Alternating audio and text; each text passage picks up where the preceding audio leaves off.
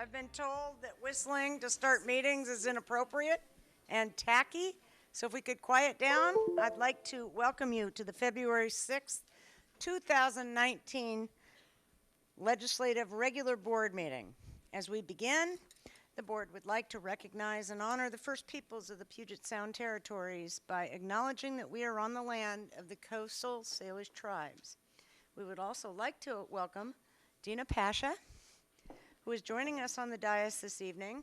Ms. Pasha will have a chance to give comments later in the evening, as if you were a regular board member, after you have the opportunity to give your comments and engage in some give and take with board members. We'd love for you to stay as long as you can and ask questions of the audience and staff, along with the other board members, please. Roll call, please.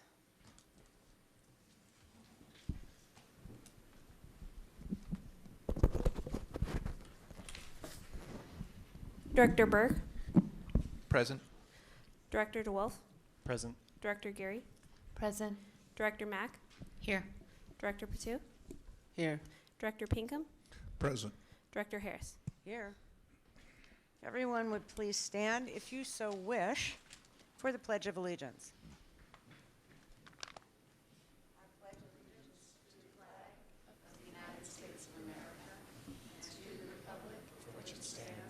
One nation, indivisible, with liberty and justice for all. We have students here from our Career and Technical Education program showcasing their visual presentations at this time. Who is leading us off on this presentation? Should we stay up here or come down to the cheap seats? Okay, thank you very much. Please.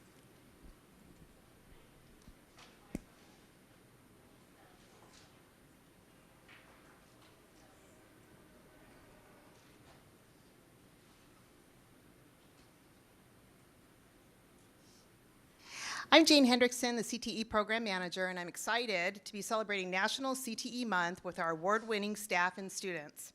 Career and Technical Education has been a part of American education system since its founding. It has taken many forms over the years, and for much of that time was referred to as vocational education and training. From woodworking, drawing, and operating gas engines in the 1960s at Lincoln High School and Roosevelt, to today's courses in construction trades, recording arts, engineering, and computer science, our mission has remained the same: to provide all students access to high-quality, rigorous, career-focused programs with skills to be successful in high-demand careers.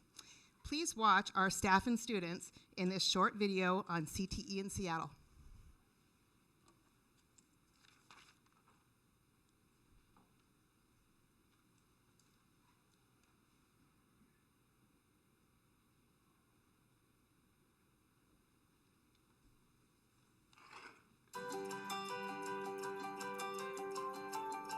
I think probably the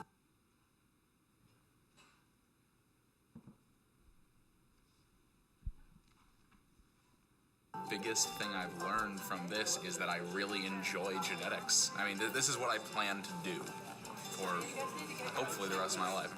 For nursing, you really have to put your all into it.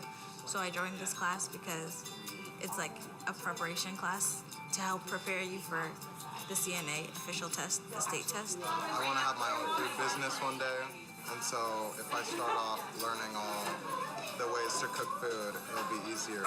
I want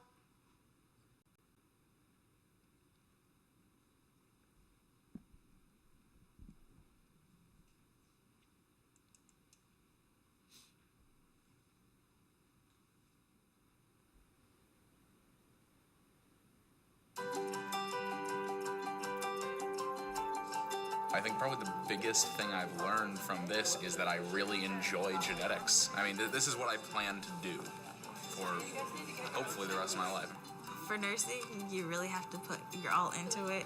So I joined this class because it's like a preparation class to help prepare you for the CNA official test, the state test. I want to have my own food business one day, and so if I start off learning all the ways to cook food, it'll be easier. I want to be an engineer at Boeing or NASA. Career and technical education courses prepare students for college and career through unique applied learning experiences. What makes these classes unique? They're a blend of classroom instruction based on industry standards and applied learning experiences involving hands-on, project-based learning and technical skills. Plus, these classes extend the learning beyond the classroom and into the workplace and community. These modes of learning are the foundation of CTE courses.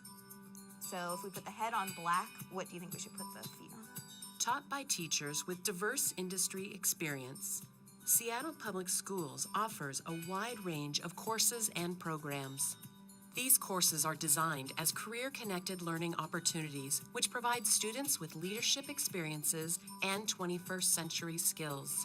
Whenever I first came to the school, I was really like antisocial. I couldn't really talk to people, but I learned in this class that if you want to get stuff done, you're gonna have to like bounce ideas off each other. You're gonna have to like collaborate.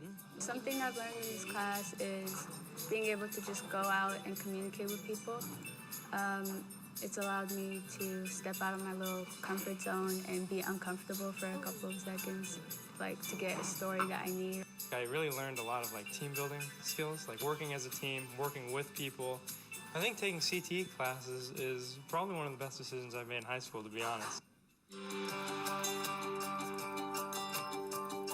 When I'm up here teaching horticulture, I feel like I am managing a business as opposed to teaching a class.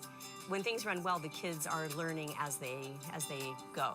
So I get to be the guide on the side, and I really love that part of being a CTE teacher. In this learning module, you will find important information to help you as a CTE teacher. The course covers obtaining and maintaining your certification, understanding and following safety guidelines, a review of CTE-specific operational procedures, including who to contact in the Central CTE office, and creating engaging classes.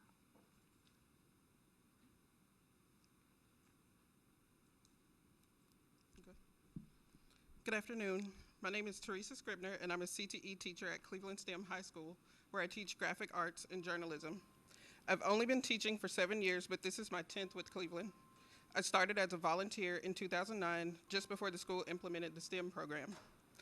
I worked as a visual journalist for the Seattle Times when Cleveland requested help restarting their newspaper, which had been dormant for about 12 years. I worked in the journalism industry for 17 years before becoming a teacher, and for 4 of those years, I was teaching during the day and working at the Times at night. My philosophy was, if I was going to teach kids about the industry, I needed to be in it. Eventually, working 2 demanding jobs became too much to juggle, and teaching won out. But it was my time in the newsroom and the industry connections I've made that have helped me build the successful journalism program we have today. CTE classes are important because they are one of the few chances where a student gets to learn from someone who has walked in the path they are trying to navigate. Not only are they learning an actual skill, but they are being taught time management, collaboration, and professionalism. When my journalism students walk through the doors of my classroom, they are no longer students. They are employees of Cleveland Publications. They set their own hours, lay out the goals for the month, and successfully produce a newspaper, a yearbook, a TV broadcast, all while juggling their other classes, sports, and extracurricular activities. Several of my colleagues have commented on how professional my students are during interviews. Their writing skills improve when they come into my class, and they are able to discuss relevant topics with perception and an unbiased viewpoint. What I love about being a CTE teacher is that students are able to see themselves reflected in a profession they might not have known was available to them. Cleveland is 93% students of color. I am one of 2 black female teachers on staff. Representation matters. For students to see 2 strong women of color in their classrooms who had successful careers both in and out of the STEM field, both become teachers, is important. At Cleveland, where the focus is science, technology, engineering, and math, it is hard to get kids to see themselves in a profession like this. But once the students are in the class, they find it's the one place where all their studies collide.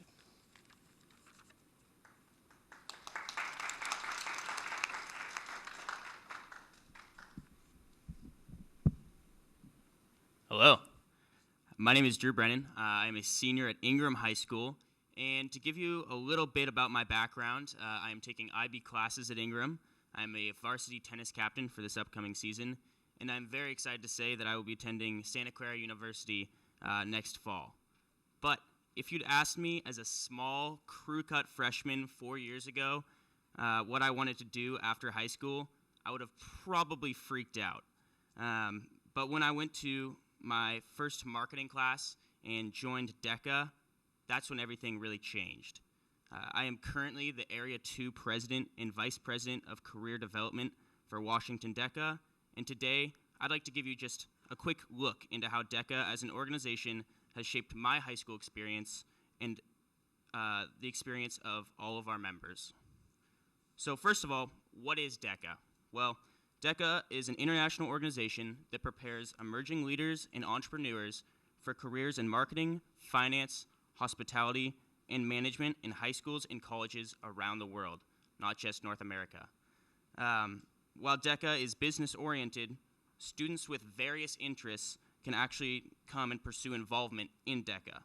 For example, one of my very close friends is very interested in automotive services, and this year he wrote a business growth plan in DECA that then allowed him to start his own business called Nick's Mobile Detailing, and DECA really made that dream of his a reality.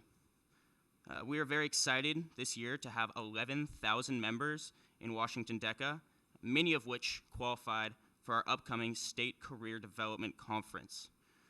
Now, whether it's a member's first year or their fourth year in DECA, there's one thing I am certain every DECA member walks away with, and that is confidence. DECA encourages members to push out of their comfort zone, to pursue their passions, and strive for success. I am very glad to have been part of such an amazing organization, and I'm ecstatic to see it expanding in Seattle Public Schools. Thank you.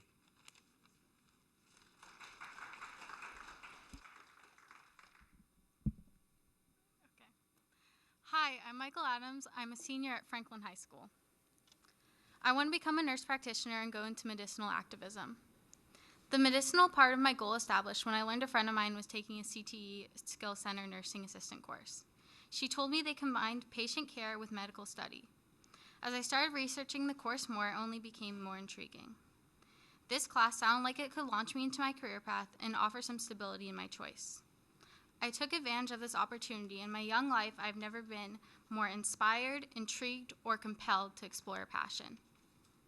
Our curriculum is very intensive. We study topics such as diseases that affect the community, anatomy, and patient care. I always take the extra time to engage in our curriculum. We have clinicals in the spring at Providence Mount St. Vincent in West Seattle. In clinicals, we will take our learned skills to the real world. This experience will further my understanding of patient interactions. This class has allowed me the opportunity to not only explore my projected career field, but also prepares me for nursing school. I intend to study nursing, and this course has solidified that choice. By the end of the school year, we will take the state's test to become certified nursing assistants. I will be able to work as a CNA right out of high school. I'm very thankful that I can work in my career field while in college. This program has allowed me a foundation for my career in nursing early. Throughout my experiences, I've developed leadership skills I will carry into all my future endeavors and morals I will always stand by. As I progress my path, I am continually thankful for all that has led me to where I'm headed. This class has set me up for success. I recently was accepted to Seattle University's nursing program, and I am a semi-finalist for their full-ride scholarship. Thank you to my CTE teacher, Nurse M, for opening my eyes to medicine and facilitating an atmosphere where my intellect can thrive. Thank you.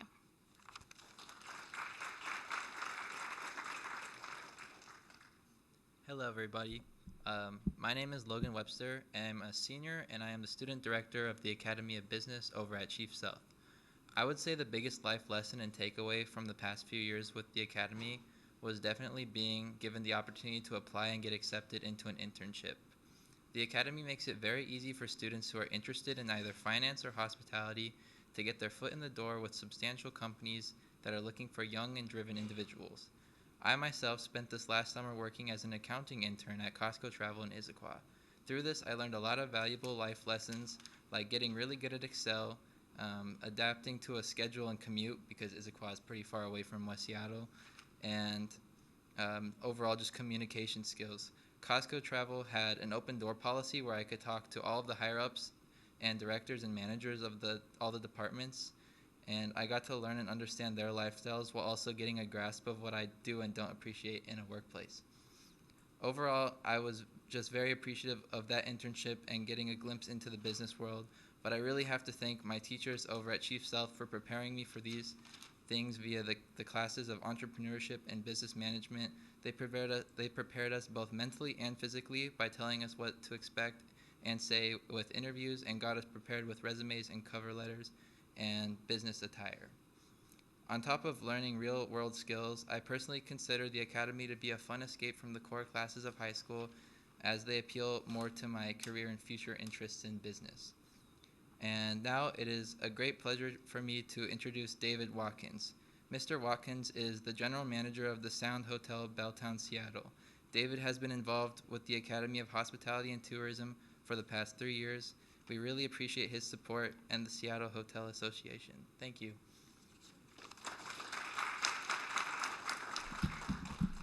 Good evening, directors. Wow, this is a big moment for me to be here and to present a check on behalf of the Seattle Hotel Association to the Seattle Academy Foundation, in particular Chief Sealth's hospitality program, for $4,500. So, Logan, thank you. And I can't tell you how thrilled our industry is to be partnering with CTE and Seattle Public Schools. Our industry needs individuals that are coming out of these programs, and I can attest the students that have come through the hotels and interned are fabulous. Look at the graduation rates out of the academies in the past few years, 100%. Thank you for all your support, and I look forward to continued partnership with all the hotels in Seattle to help make this a great program. Thank you.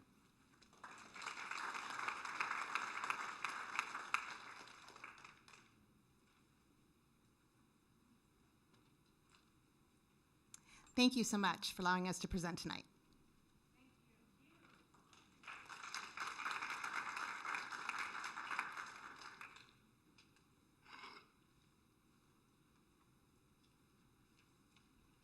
Awesome sauce. Thank you all for coming down.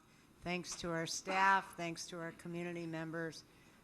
We, to a board member, I oftentimes am not brave enough to speak for all of my colleagues, but to a very board member up here, are huge fans and supporters of CTE. We want more of it, we want more robust of it, and we want more community members helping us do it. Thank you ever so much. I believe that it is the superintendent's comments. The floor is yours, madam.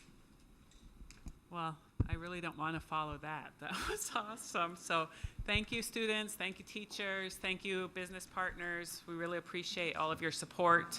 And yeah, I echo our board president about our love of CTE and hope to figure out a pathway to make it more robust. So I haven't shared about school and community updates since before winter break. So we have a few things to catch up on.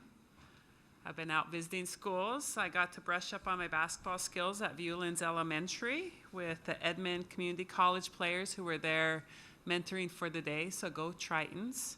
I need to practice.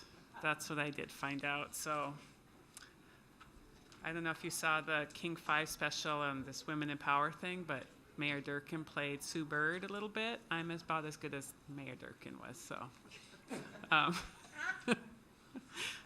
I worked on my letter sense with the students at North Beach. These Greenwood Stars gave me a school tour, and these first graders were acknowledged for their reading growth, so I got to hand out some pencils and certificates, which is always fun. And the group on the left are leaders who know everything about their school and pointed out all the great things happening there. Nova students and I discussed literature, race, and social justice. McGilvra has 2 students in each room that welcome visitors as they work their way through the things, so they're like classroom ambassadors. They're very informative, kind of gave you the lowdown of what was being taught that day, and just talked about how great their classes were, so that was a lot of fun. I was greeted at Wing Luke by this powerful group of young women. They recited a poem that they had read for their Martin Luther King Jr. Day called Hey Black Child, which was very, very powerful, and then we all decided to do our power pose. I was pulled into a literature class with the middle college students at Seattle University. They were very thoughtful. They were reading through, I think, Fences, the play, and having good conversation about that. Staff, our last of 4 Foster Award winners was at Eckstein, and she was shocked by the surprise, so that was a lot of fun. I think, Jill, you went to that, right? Yeah. So thank you to the Alliance and the Foster family for these awards, for the school leadership that's happening across our district. They're really meaningful, and I'm really glad that good leadership gets recognized. After basketball, Principal Kleiner showed me around the rest of ULINS, and they are so thankful to be on the BEX 5 list. If you have not been to that school, they certainly deserve to be on BEX 5. It's, they need a lot. They need to be remodeled. So, but a great school. Everybody was happy to be there. Kids were awesome, and I got a lot of good partnerships going on. Principal McLean showed me around North Beach and shared their work that they were doing around math. Oh, you see that they're the SEALs, and so the SEAL joined us. Principal Stoll and his Greenwood team are focusing on Tier 1 during year 1, and then they'll move on to Tier 2 in year 2, and so a lot of professional development, professional growth with the educators in the system there. Visited middle school, and there's always so much energy in middle school. Principal Otis is building a very strong mini middle school, and a lot of good things happening there. And as I travel around, there are just like so many great leaders in our school. Principal Browder, now Dr. Browder, was a teacher at McGilvra, and she now leads that school. Dr. Brown is so very passionate about leading South Lake High School. Her focus this year is family engagement. I always look like I have huge eyes in these selfies.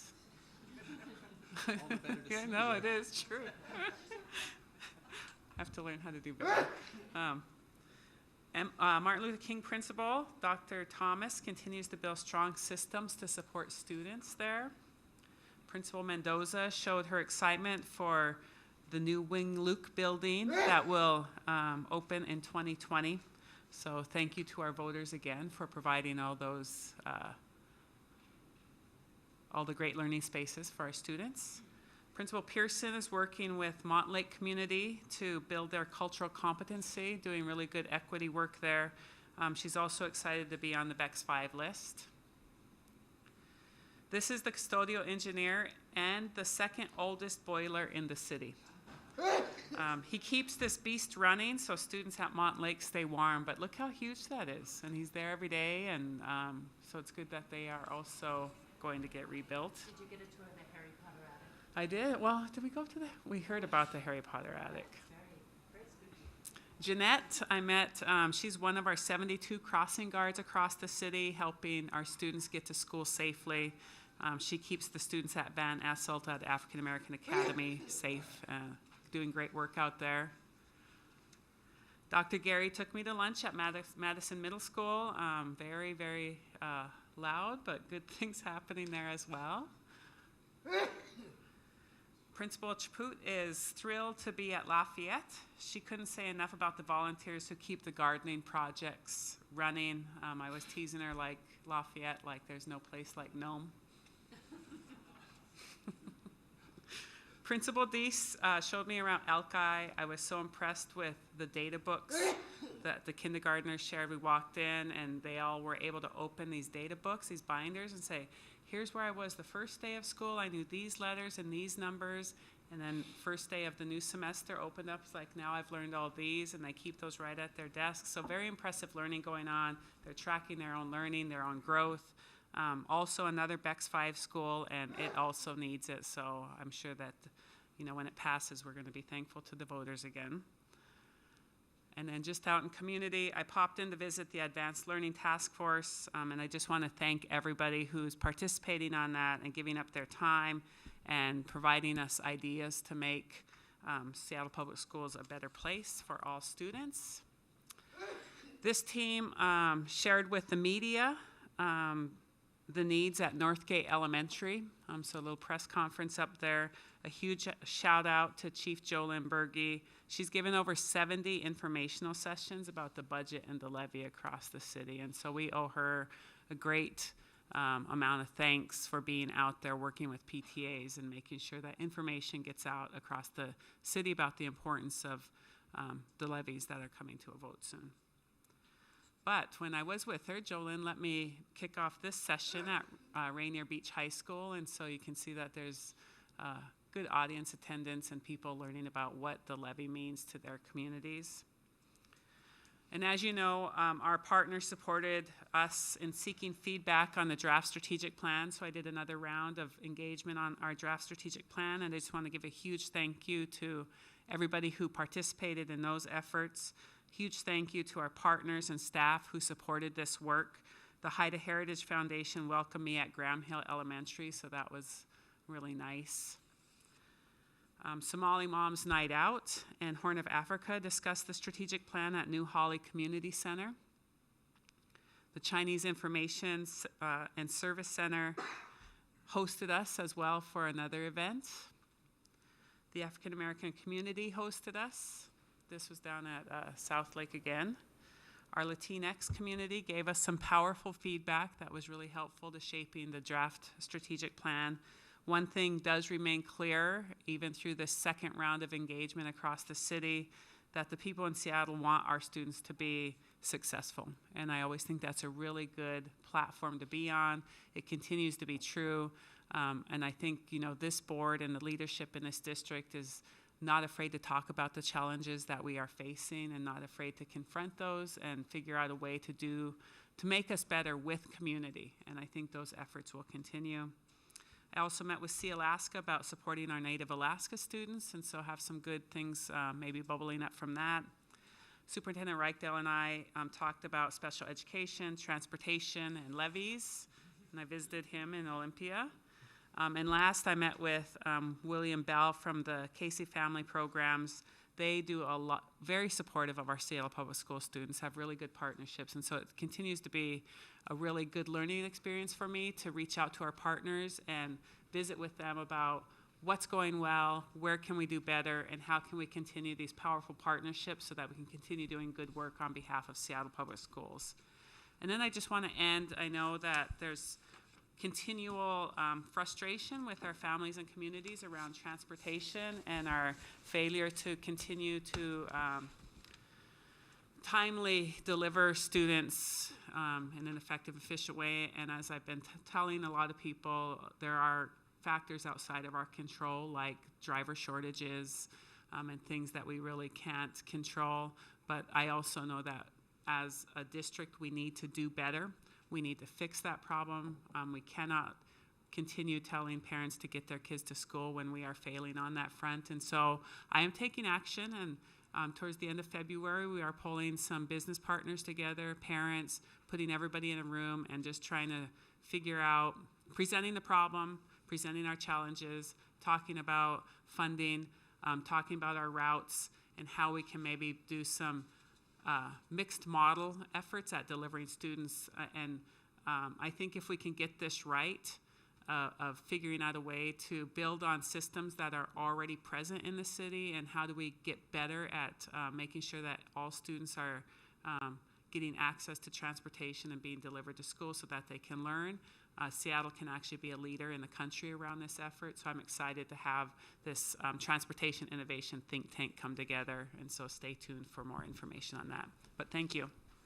Could you also say a few words about the student advisory committee work that was done over the weekend? Yep. So I, as you know, have a new student advisory board. It's a couple students from each high school across the city. Very, very powerful. We just had our second meeting last weekend, and they are helping us with conversations around a potential district dress code. They're very powerful, and I continue to like, if we are producing students that are as smart, as creative, and are already leaders like this group of students are, we are doing a great job. To sit in community with them and hear their thoughts and hear how they talk about things and how engaged in social justice they are and how deep their knowledge is around racial equity and all those issues, I just continue to be a proud superintendent. And I think Seattle Public Schools, I would put those students up against any other students in this country as far as their knowledge around those issues. They are just really, they're a powerful group to be around. So they're helping us with district dress code. They gave us feedback on the draft strategic plan, which will help us refine and strengthen that conversation as well. And so just continue to be impressed by the young leaders that we are producing. Thank you. I had the privilege of stopping by for about 10 minutes, listening in and saying thank you, and then getting the heck out of there because it wasn't my space. But holy smokes, what a 10 minutes. Mind-blowing. And anytime you hear high school students talk about sex, contraception, education, misogyny, they're pretty real, and they're pretty well concerned about their world and where they're going and how they're going to get there. Okay, we are at board committee reports. Who would like to go first? Director Pinkham, please. Tots Kalawit, good evening. As Chair Audit and Finance Committee, we haven't had a meeting since our last regular board meeting where you gave an update, and I think because of the closures we experienced, I have not seen the ANF schedule for our next meeting, which will be this coming Monday. So my update is that I don't have an update to share with you this evening.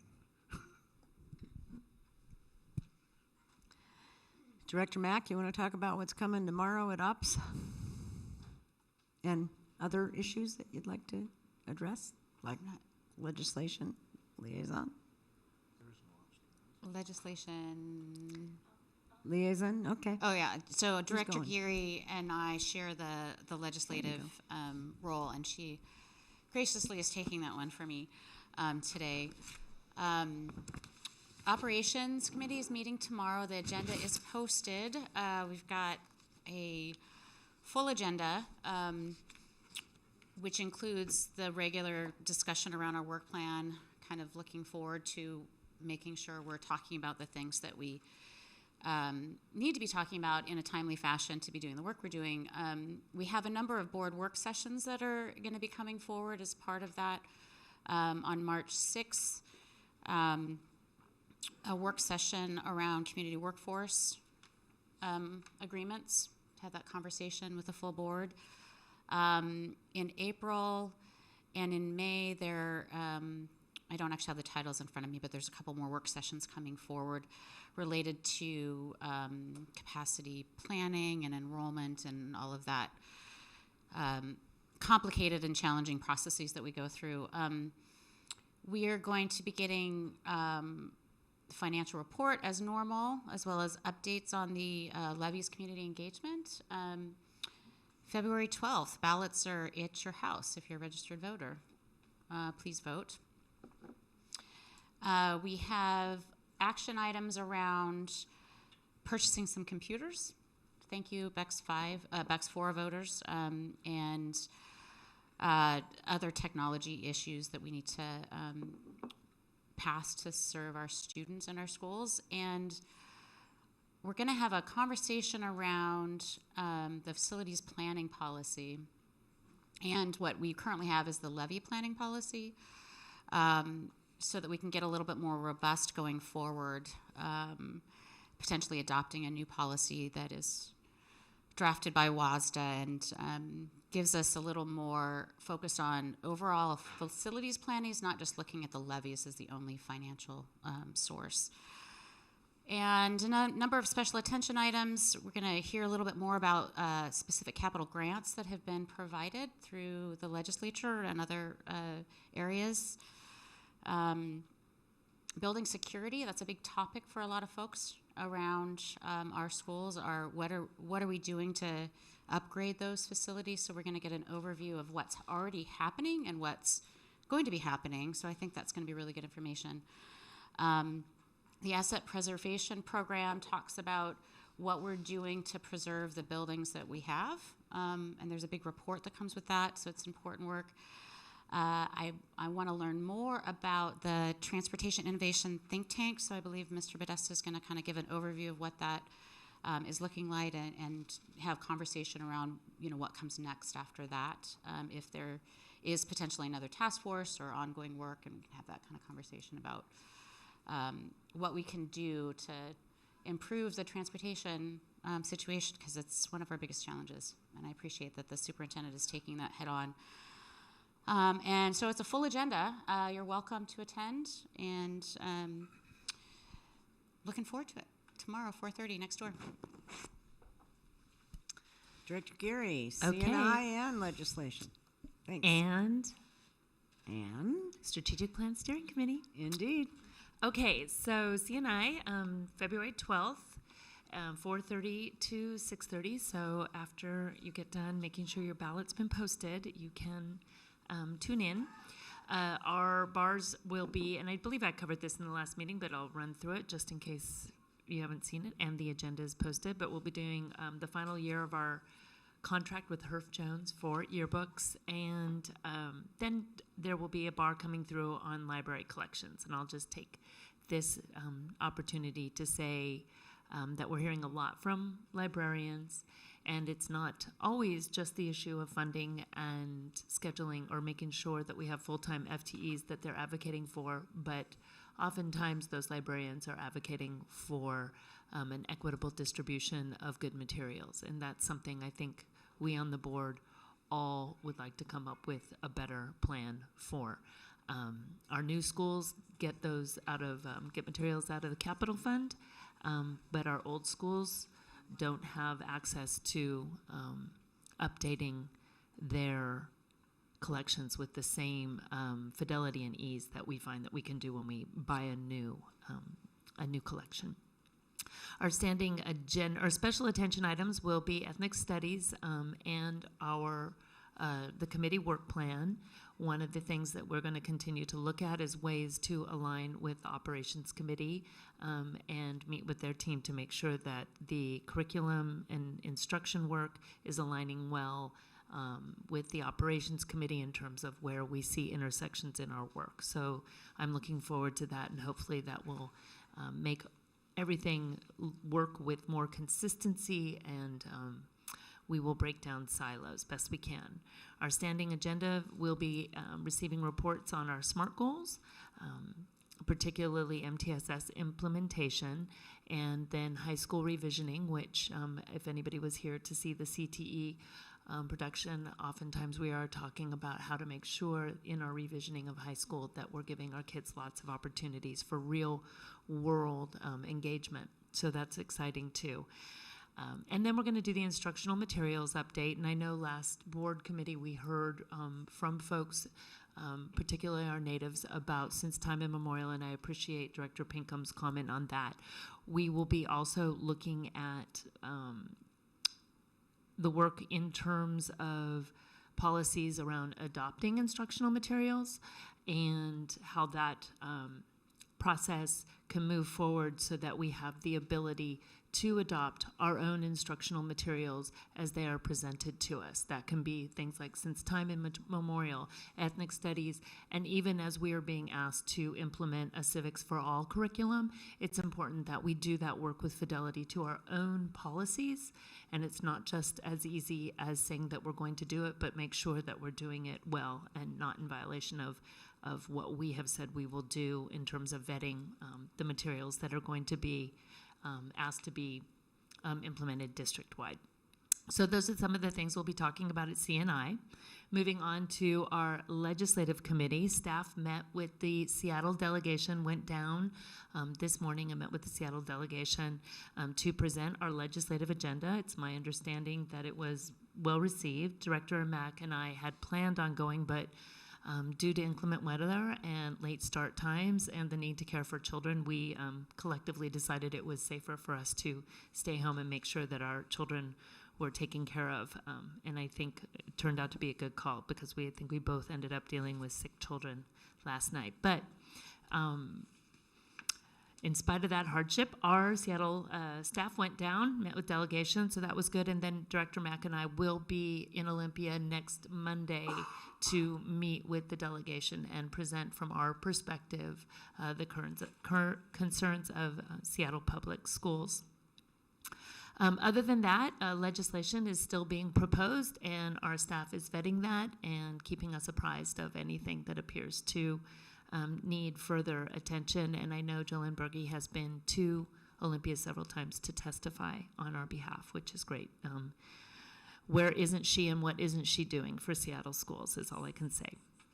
Then finally, the Strategic Plans Steering Committee, we were to meet on Monday, but because of the weather, we're unable to do so, which is unfortunate because it's been a great experience to get that community input on the plan.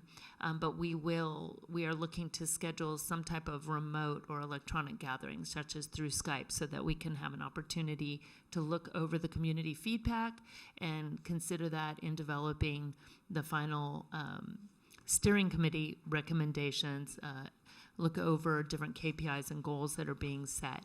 And then the board itself will have an opportunity to review any final changes and make any tweaks in our retreat in early March. And I would just want to take this opportunity to thank everybody for the input they've provided. We did discuss it last week at a work session.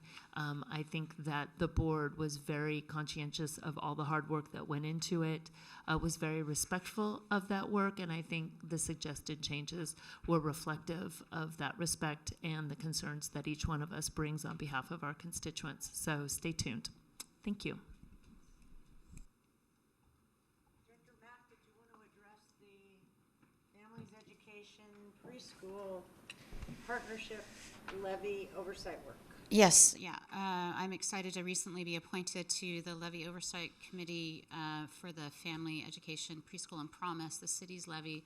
It's a newly reconstituted body. The previous levy had a different body, and so there's all new members. First meeting was a couple weeks ago, and Superintendent Juneau also sits on this. They're right in the middle. The city is right in the middle of drafting what's required in the ordinance of the levy, the implementation plan, which is a 140-page document and has a lot of important information in there, and we're providing feedback to that. I won't be able to attend the meeting on Thursday, but I have a separate meeting set up with staff to kind of go over some of our concerns, and Director Geary is going to be at that meeting in my stead. So, because I have operations tomorrow, I can't split myself and be in two places at once. Right? Yeah. So excited about that work, and it's moving along. One point of personal privilege, we also have two esteemed folks in our audience that are also on that oversight committee. That would be Seattle Former Education Association President Phyllis Campagna and former school board director Stefan Blanford. Thank you. And where else? Help. Mr. Donald Feldman, I believe. Is also I'm so sorry. Thank you, sir. Felder. Dr. Donald Felder, you betcha. We are very lucky to have people this interested helping us. Thank you. Other committee reports, liaison reports. Seeing none, we are going to student comments. Dina Pasha, Ballard High School. Dina is a senior at Ballard High School. She's been a member of the ASB for the last 3 years and is currently serving as Ballard's ASB president. Congratulations on that. She's also involved in Ballard's Unified Basketball Team, DECA, Model UN, and Link Crew. Dina grew up in Atlanta, Georgia, and she anticipates returning back to the East Coast for college with plans to study business. Take it away. Tell us what you like. Tell us what you don't like. Tell us what we need to hear. Tell us what we need to hear and we don't want to hear. All right. Thank Thank you. you guys for having me today. I appreciate the opportunity to speak on behalf of the students at Ballard High School. So I just want to start off by saying thank you guys for the athletic field lights that have recently been installed at Ballard. I've heard a lot of student athletes that are really pleased about that. We've had a lot of situations where we have up to like 3 sports teams practicing on the field at the same time directly after school, so this will definitely help alleviate some of that. Also, just to kind of let you guys know of what we've been doing at Ballard this past year. Just a couple of school-wide things we've done at the beginning of the year. We were able to get our first ever back-to-school assembly as an ASB, which had like a big focus on kind of creating a school community and not doing like competitions between the different classes. I think that it was really a lot of like a freshman welcoming type of thing, and a lot of people seemed to really benefit from that. Also, in the fall, we had an awareness week. We have 2 of these a year. And we focused on educating students on the harms of nicotine in the form specifically of like electronic cigarettes, because we know that that's a problem that a lot of high school students are having. So we worked with a local nurse practitioner. She helped us out a lot with that, and we were able to hold an assembly at the end of the week just to kind of educate students about something that they're using but likely don't know very much about. Also, just a few weeks ago, we had a really awesome MLK assembly. We had Elmer Dixon, the co-founder of the Seattle Black Panther Party, come and speak to our whole school. It was a mandatory all-school assembly. We also had a panel of students from a variety of clubs at Ballard. We had some students from BSU and our multicultural club, and they kind of shared their experiences with racism in Seattle and in Ballard, and kind of how the students at Ballard can be allies of this and what they can do to kind of help that. But looking forward a little bit, I think that kind of all big talks surrounding the future of Ballard really heavily involve talking about the reopening of Lincoln in the fall. So I think a lot of students, particularly upperclassmen, are really excited for this because they've seen the school become increasingly more and more crowded each year, and this will definitely help out with that. There's, of course, a lot of concerns about the budget cuts and what the school is going to be losing as a result of this. So I know Ballard has a lot of really strong and specific programs. The Academy of Finance or Jazz Band are just a few that come to mind. These programs, they allow students to kind of find something really specific and develop their passions in that. But there is one program at risk that I know practically all Ballard students use on a very regular basis, and that's going to be our library. And I know that the school board has agreed on a proposal that would cut the librarian time in half, and a lot of students have expressed concerns about how that could have negative impacts on their academics or on their extracurriculars. So just last year, we got a new librarian, and she's made a lot of really awesome changes to our library, and it's now not just a place where people can go and check out books or textbooks, but she's made it like a collaborative maker space where students can do so many different types of things. So I know she has done things where people can learn how to sew. She regularly has kind of crafts or puzzles that people can do. It's a little bit of like a stress relief thing, or they can just do it during lunch. She also does regular reading challenges that I know a lot of people get really excited about. And just this week, she's doing 2 things. One of them is going to be screen printing Black Lives Matter t-shirts for Black History Month. I know that every month she kind of focuses on something, and this month she's doing a lot for Black History Month. Also, she is beginning a Valentine's Day reading campaign. It's called Follow Your Heart into a Great Book, and it's just kind of like a way to get people excited about reading and hopefully kind of carry on during midwinter break. It's also a place for a lot of clubs to come to. We have a Ballard Virtual Reality Club, and they hold meetings in the library with the help of our librarian. There's other clubs like Girls Who Code, and they'll hold workshops in the library during lunch for anyone to join in on. And these types of things are really helpful for people who want to learn about clubs but not fully commit to them. This kind of gives them an opportunity to try out something new.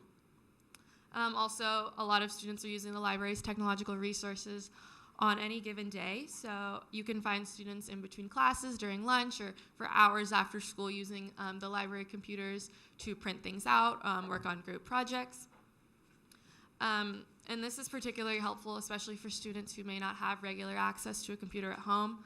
And with the librarian there after school, they can kind of get help with these things or use the resources if necessary. And so most of these things would just not be possible with a librarian who's only working half-time. And a lot of students are just really concerned about how the accessibility of the library will change next year and how that can have a negative impact on extracurriculars or just their academics in general. But that is all that I have for you guys. So thank you for allowing me to speak with you and sharing the perspective of Ballard students. I'm really optimistic about the changes that are occurring next year, and hopefully they will be really beneficial for Ballard students in the long term. So thank you. So board directors probably have a few questions for you. Absolutely. Director DeWolf, please. Thank you, President Harris. First, thank you so much, Dina, for being here today. Particularly, as a queer kid myself growing up, I remember that the library was a place of great refuge for me, so certainly have heart for that. And I remember I dressed up as Cat in the Hat one day in junior high, which did not score me any cool points, but I definitely love reading, and I strongly understand the pinch that comes with just even talking about the issues with our librarians and the hours. My question is, who has influenced you the most in your life, and how has that person influenced you? So I'd probably have to say my dad. I think that me and him are really similar, and he grew up actually in Cairo, Egypt, and like definitely had a very, very different childhood than I had. But he just did a lot of things throughout his life. He was like the first in his family to go to college, and he studied engineering, and just was like a really big shift for his family. And when he moved to Atlanta when he was around 20, and he came all by himself, like with none of his family. All of his family still lives over there, and I think that like his hard work has just kind of been a really good role model for me that I can hopefully follow in the future. Yeah, thank you. I've got one. Looks like you're going to go back to the East Coast. Yeah. Do you have a college or university picked out plan of study if you want to share? And if you don't, that's cool too. Well, I am still waiting to hear back from most of my colleges. As of right now, though, I've gotten into Villanova, though, in Philadelphia, so I might consider going there. I've also gotten into the University of Texas in Austin. But I definitely want to study business wherever I do decide to go, likely marketing. But yeah, I'm really excited about that. Terrific. Any other questions, comments? Director Burke, please. Thank you for joining us. I myself am a Ballard graduate, class of '86. Go Beavers. It's been a little while. Yeah. So I had, at my last community meeting, I was going to talk about this in my comments, but since, as a Ballard student, I had a family that came and they were talking about the Civics for All, basically the mock election process. Mm-hmm. And I was curious, from a person who's in an ASB role, and did you feel that was a good pilot? Was it fun? Did it engage the students? I think it was really engaging and really awesome. And I was able to vote in the last election, but just like having that whole like environment at school where everyone was talking about voting and really getting engaged in this thing, it made me like really make sure that I was going out and voting myself too. And I definitely do think that it will help maybe the younger people that weren't able to vote in this midterm election when they are of age. Like, I think that having that kind of environment before they can vote is really helpful, and definitely was really beneficial for kind of the political environment. People were talking about elections in ways that they usually don't, because I think sometimes in school there can kind of be this thing about like avoiding politics sometimes, but just by encouraging students to vote, I think was really beneficial in that way. Yeah. Thanks. Yeah. And good luck in your future. You're Thank going to you do so amazing. much. Thank you. Thanks so much. And again, you are welcome to stay till the very bitter end and ask questions when we do. Thank you. Okay, we are at the consent agenda, and the time check is, looks like we're 5:10, 20 minutes till public testimony, and we will start that exactly on time. Do I have a motion for the consent agenda? I move approval of the consent agenda. Second. Approval of the consent agenda has been moved and seconded. Do directors have any items they would like to remove from the consent agenda? I just have a quick question. When there is testimony on the consent agenda, we can't hear it if it's something that's on the consent agenda. And I think I see the personnel report here. So I think out of recognition to the ability to speak to an item that hasn't already been voted on, I would like to move to remove the personnel report. Which is your right to do so. Do I have a motion for the consent agenda as amended? I turn the microphone on. I move approval of the consent agenda as amended. I'll second. Okay. All those in favor of the consent agenda as amended, please signify by saying aye. Aye. Aye. Okay. So we will take up the personnel report after public testimony before the rest of our action items, okay? Just so everybody's on the same page. So we have 20 minutes for board comments. Who would like to go first? Director DeWolf. Thank you, President Harris.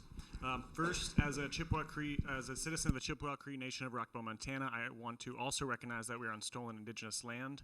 I'm honored to live, work, and serve in the Coast Salish territories in the city of Chief Sealth, who is a descendant of the Suquamish, the Muckleshoot, and the Duwamish. Really excited about tomorrow.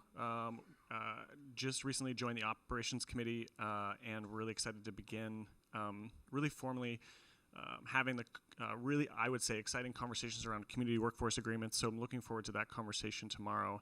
And I know we have a lot of folks in our community who are interested in this discussion, so I hope folks will turn out for that. Also wanted to say, just before we get there, that I am super excited for our board goals conversation later tonight. We've had some really great conversations internally about those board goals, but the one I'm mostly excited about, particularly around community engagement, is a commitment to move officially a few of our work sessions out into the community, really trying to make those more accessible. That is something I'm super excited about. And then also, just to preview, today we're doing both an introduction and action on affirming and recognizing this week as Black Lives Matter Week, School Week at Schools. So really excited to introduce that. And besides that, I did want to say one thing. I think particularly as we think about CT in the future, I hope we are mindful that while I was grateful to hear the 3 stories we did hear, it would have been really exciting to hear stories from one of our students of color sharing their experience about CTE here at Seattle Public Schools. And I wanted to end with I got a book for my birthday. It's called Tomorrow I Will Whisper Your Name. It's Writers in the Schools. It's a program, Seattle Arts and Lectures, and one of the schools I worked with was Washington Middle School. And just to be very clear to folks, I am following the conversations and the concerns that are being raised about Washington Middle School, and I know that we are working to resolve those, and we'll have more clear and explicit answers about how we are working to resolve that shortly. So I want to read a poem by Selah Harrison. At the time that this was written, this person was in 6th grade at Washington Middle School. I just want to read this really great piece that they wrote. It's called A Slow Week. I was joyful when I had no homework or little homework, a new luxury. It helped to take a moment to be a kid. I slowed down for the little things this week. I didn't run to class to get maximum time on a project due in 3 days. I did not fret I was going to miss the bus because I had stayed up finishing homework. I slowed down and thought about my day ahead of me. I talked with my friends to check up on their life. I kept myself my best and better, and every second I spent was well spent. I climbed up a new ladder to reach a new goal, but this one was slow. All this to say is, I know we have a lot of work to do to mend some of the pain and the inconveniences and the frustrations and the harm that have been caused to our Washington Middle School families, and I want to make sure that students like Selah can get back to just being a kid. So I promise we are working to address the issues at Washington Middle School. That's all I have. Director Mack, please. Good evening. It's great to see so many folks out tonight with us.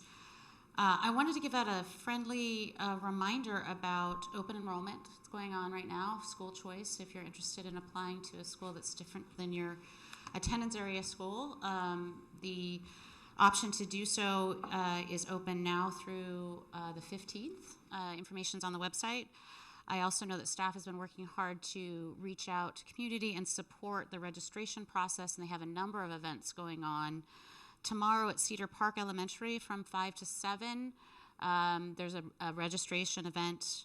Also Tuesday, February 12th at El Centro de la Raza at 5 to 7, and Wednesday, February 13th from 4 to 6 at New Holly. So those are opportunities to engage directly with staff on the process for enrolling in Seattle Public Schools. And also on the website is school tour information. I know that some of those had to get rescheduled because of the school closures in the last couple of days, so it may not be perfectly up to date. I would recommend looking to the specific schools. But those opportunities are there, and we have lots of great schools in Seattle Public Schools, and I hope that the process goes smoothly for folks this year. February 12th is Election Day, so I just want to ping, please vote. If your ballot's on your counter, it needs to be filled out and popped in the mail. No postage necessary. I want to apologize to the Magnolia community for not being able to be at the information tonight about Magnolia Elementary, which will be opening up next year. It was scheduled for last night and then got rescheduled tonight, and I'm obviously here and not there, so again, can't be two places at once. I haven't managed to schedule my next few community meetings. It's been really, really crazy busy, and I will do that soon, so stay tuned. Super excited about the Black Lives Matter at Schools Week recognition again. And remember when I was on Seattle Council PTSA a good few years ago, and we were engaging in this as well, so I'm excited about that tonight. I wanted to touch base really on the strategic plan. I really appreciated our work session that we had and the ongoing work to focus the language and get community input. I'm particularly excited about Priority 2, operational systems, because that's one place where it feels like we often inadvertently let down our families as things that things don't work as well as we want them to. Our systems are not as robust and responsive as they could be.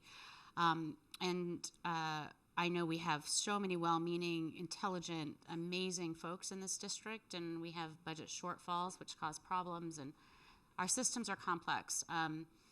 So I'm just excited that we are continuing to focus on that in the strategic plan, that it is actually Priority 2 is drafted right now to develop operational systems that result in Seattle Public Schools providing a predictable, consistent, high-quality experience for students and families that allows them to focus on learning.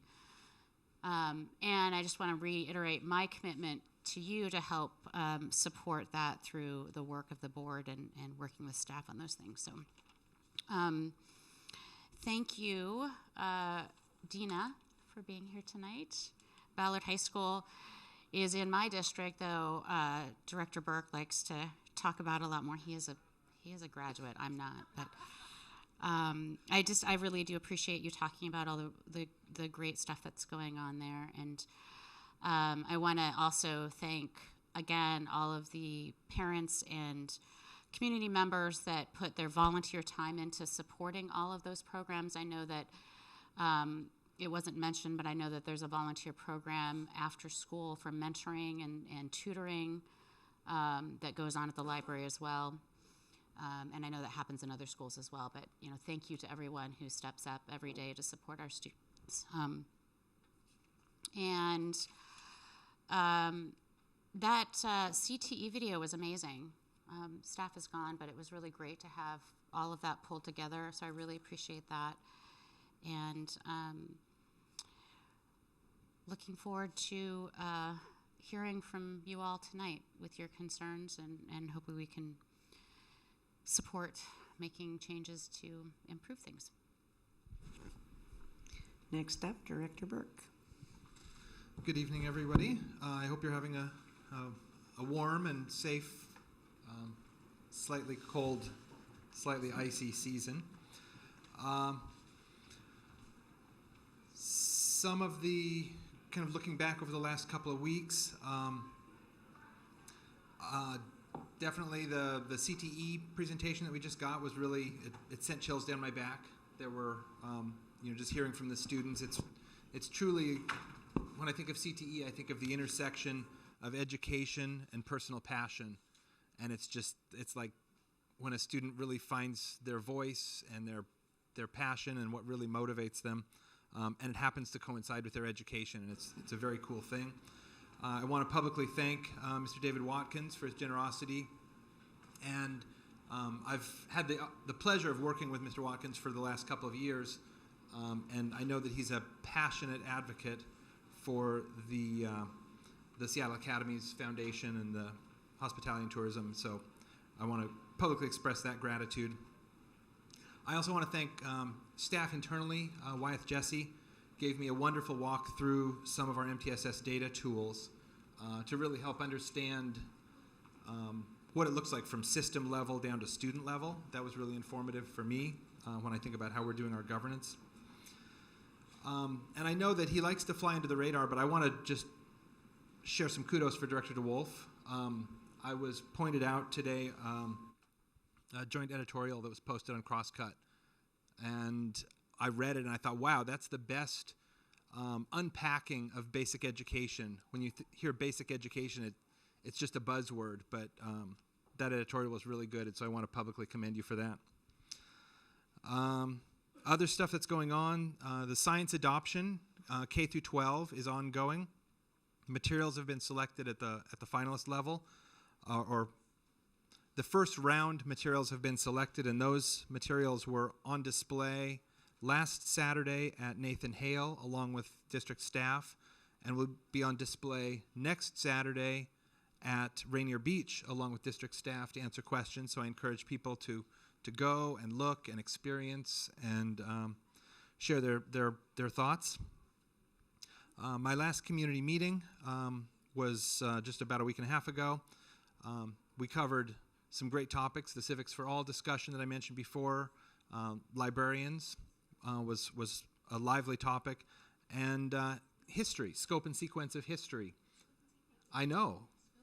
I had somebody come to my meeting that wanted to talk about scope and sequence of history. It was amazing. We had a wonderful conversation. So again, everybody's invited, and my next meeting has not been booked. I'm looking for a space and time the end of this month or the very beginning of March. And I did a themed meeting last year around CTE. I'm going to do another themed meeting. This one's going to be around science in honor of our science adoption. So of course people can come with any topic, but we're going to reserve some space to talk about science and how the science experience is going, and how we can keep making it awesome.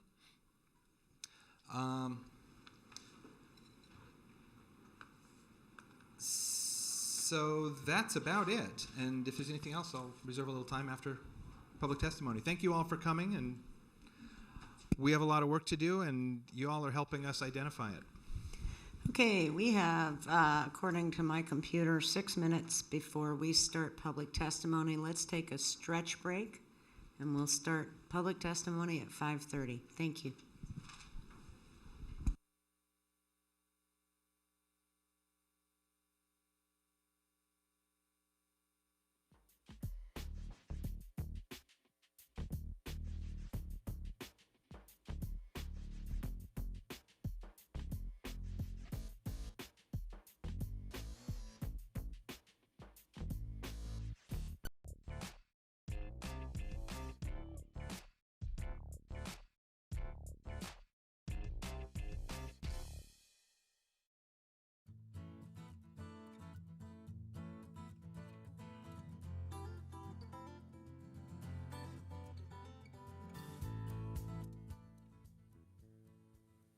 Okay, we have reached 5:30, and it's time for public testimony.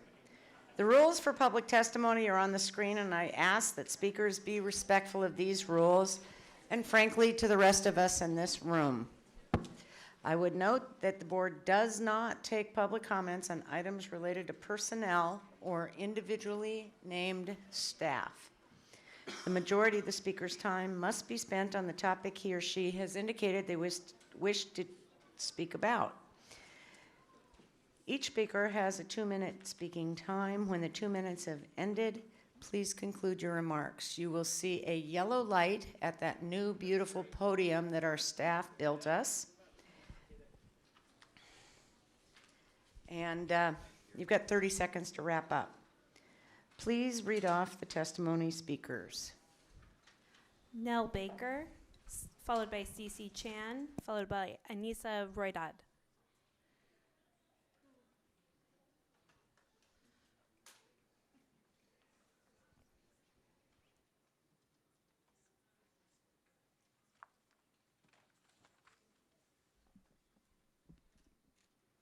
Okay. Whenever I'm ready. Okay. My name is Nell Baker, and I'm a senior at Ballard High School. I'm here today to share about my consent book clubs centered around the true crime novel, Missoula, Rape and the Justice System in a College Town by Jon Krakauer. With the help of my school librarian, Tuesday Chambers, I started this project by reaching out to the athletic coaches and team captains in my school, encouraging them to join a conversation that is rarely talked about in the classroom. By the first meeting, 20 kids and 7 staff members had checked out the book and were working hard on defining words like sexual assault, rape, and consent. This began what is the highlight of my week every week. As we read, watched TED Talks, and discussed topics ranging from victim blaming to toxic masculinity, I saw a change in my peers and teachers. I started getting messages after school from the male students in the book club asking questions about that week's discussions and wanting my input on their ideas. I listened to them explain how they had struggled trying to uphold the stereotypes of masculinity and how because of this conversation, they felt as if they can be more accepting of themselves and others. Many students who are involved are also part of Ballard's Black Student Union and Multicultural Committee, which has led to great conversations about how everyone can be an ally, whether it's against fighting racism or sexual violence. Though this book club has reached a small group of my peers, I believe this conversation should be bigger because this is an issue that many face silently and alone, and unfortunately is not going away. During the week of April 22nd, 2019, Ballard High School will be having a Sexual Assault Awareness Week to encourage staff and students to join a difficult conversation in order to create a safer community. I ask and strongly encourage the Seattle School District join us in doing so, thereby creating an official district recognition week dedicated to creating safe places for conversations on topics that way too many of our students and staff members are affected by. It is imperative that the people with power and with voices help push progress and become the ally we need in our school district. Thank you.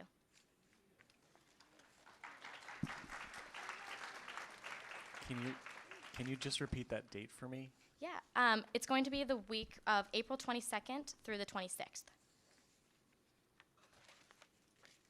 Make sure you put SPS directors at seattleschools.org on your list, as well as school board at seattleschools.org. That'll go to the board and all senior staff. Spread the good word. Thank you. Can't come if we don't know when to be there. Thank you.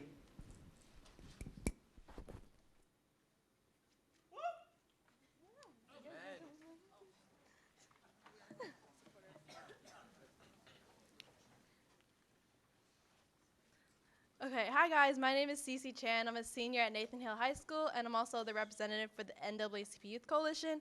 And I want to talk really quickly about race. So race was created by humans, and it withholds white supremacy because you put white people over all the people of color. And I kind of thought that Seattle schools kind of looks like it reflects this white supremacy because we grow up learning about all these European cultures in our classes, but we never learn about the students of color's cultures. And that just seemed kind of weird to me. And so when we do talk about our students of color, they're always talked about in a bad light. Like, why is it that black students only hear about slavery? And then for me, it's like, how am I supposed to learn about myself through the Chinese railroad workers? Like, that's no representation for me or my peers of color. And then also, I feel like Seattle schools is very selective in what we talk about. Like, we're very open to talk about the 9/11 terrorism, but then we don't want to talk about the terrorism within our own country of the lynching of black people. So it's very selective. Okay. And then, so, I don't know, it's really sad to me that I didn't even know that there was Chinese lynchings. So I feel like it's really selective in what we teach, and then it just builds these kind of biases and stereotypes of other people. Like, I feel like I'm more than just Chinese railroad workers, and the dynasty. I feel like I'm an empowered Asian woman who should be able to do whatever she wants, even if my peers do make fun of my eyes and tell me that I only get good grades because I'm Asian. I feel like you guys should be helping break these biases at a young age. I feel like we grow up and then all I read are about like little white girls with blonde hair in like my books in elementary school, and I remember even trying to fix my eyes. I would just encourage you guys to look into other books that we could read growing up so that we don't have these biases growing up, because it starts at a young age. And I would encourage teacher training too, because this is happening and it's really sad because we're losing our identities to all these stereotypes and biases. Yep. That's it. Good job,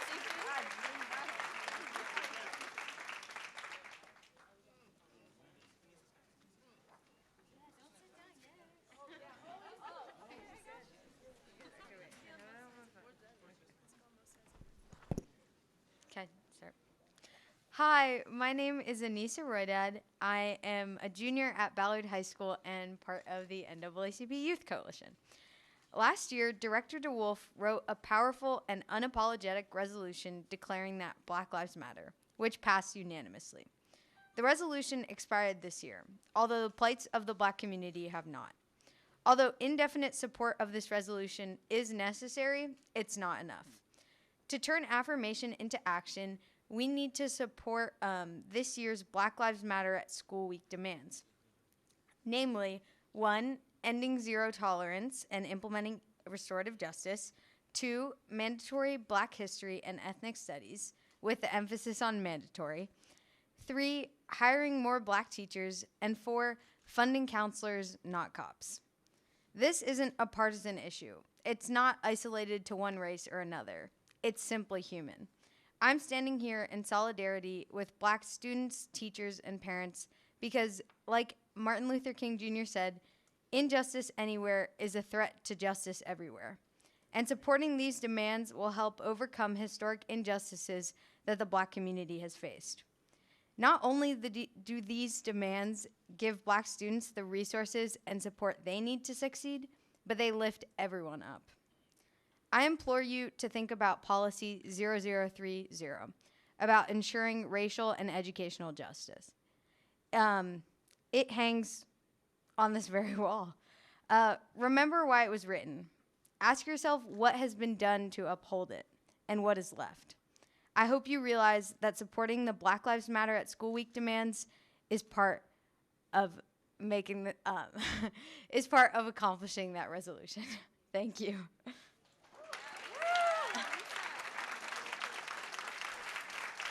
Next up is Rena Mateja Walker-Burr, followed by Amina Adams, followed by Rena Caitlin Stark. Mateja.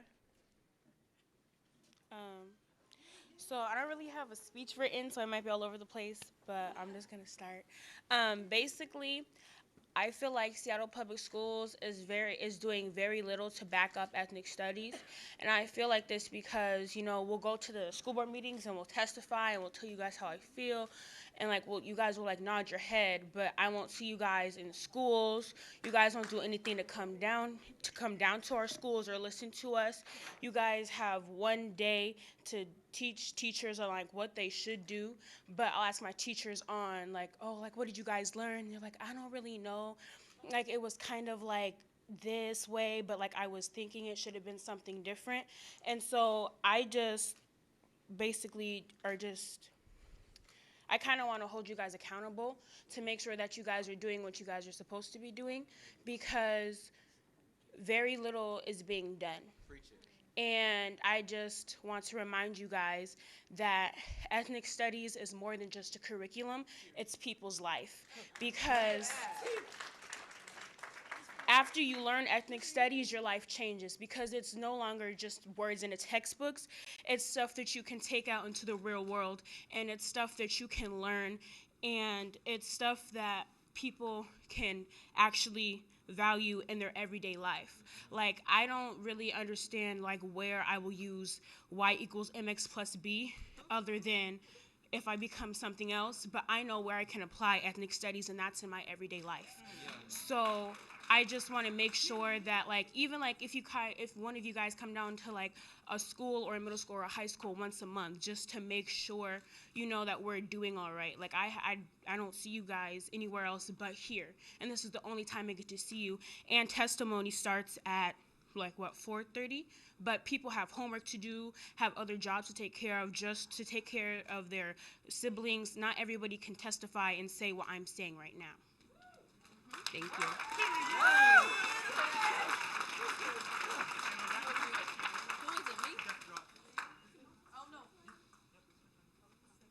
Next up is Amina Adams.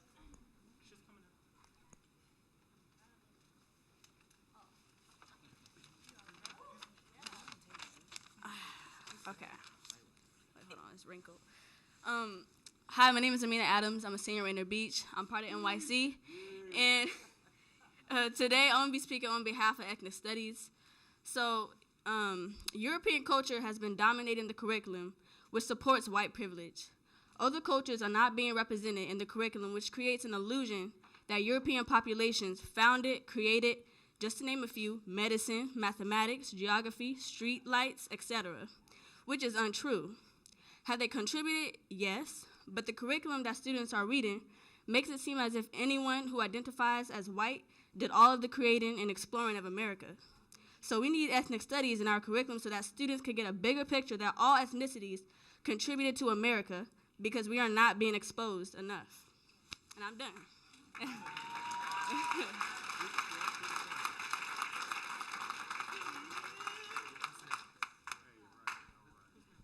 Next up is Caitlin Start, followed by Zaya Corver, followed by India Carlson.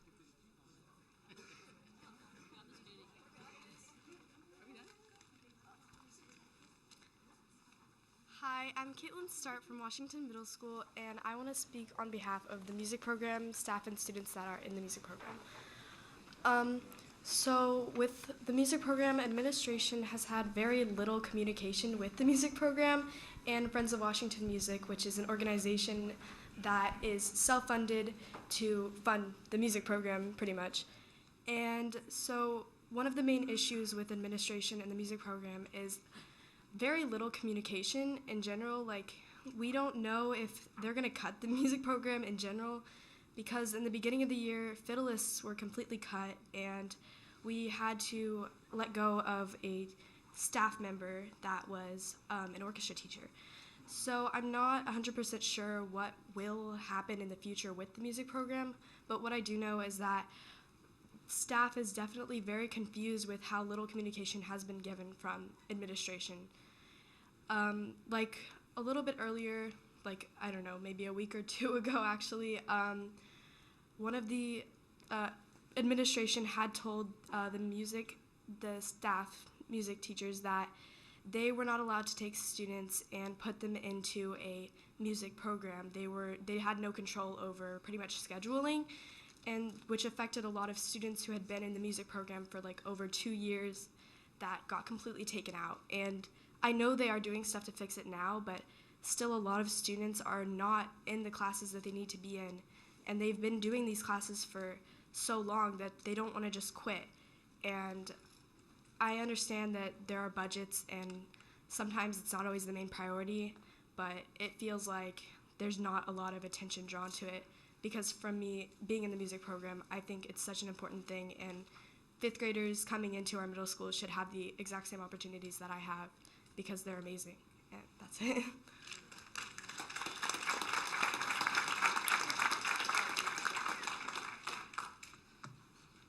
Hello, I'm Zaya Corver, and I wanted to talk about the many issues at Washington Middle School.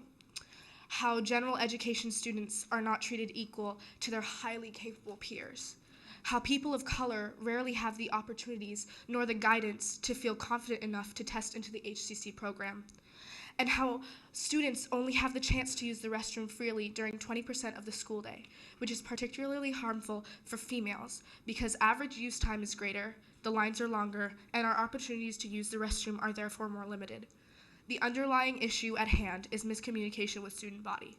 I personally have little to no communication with advisors at WMS, and it has negatively impacted the learning experiences of many. I'm asking you to look at these issues at hand and help to provide the standardization of communication at our school.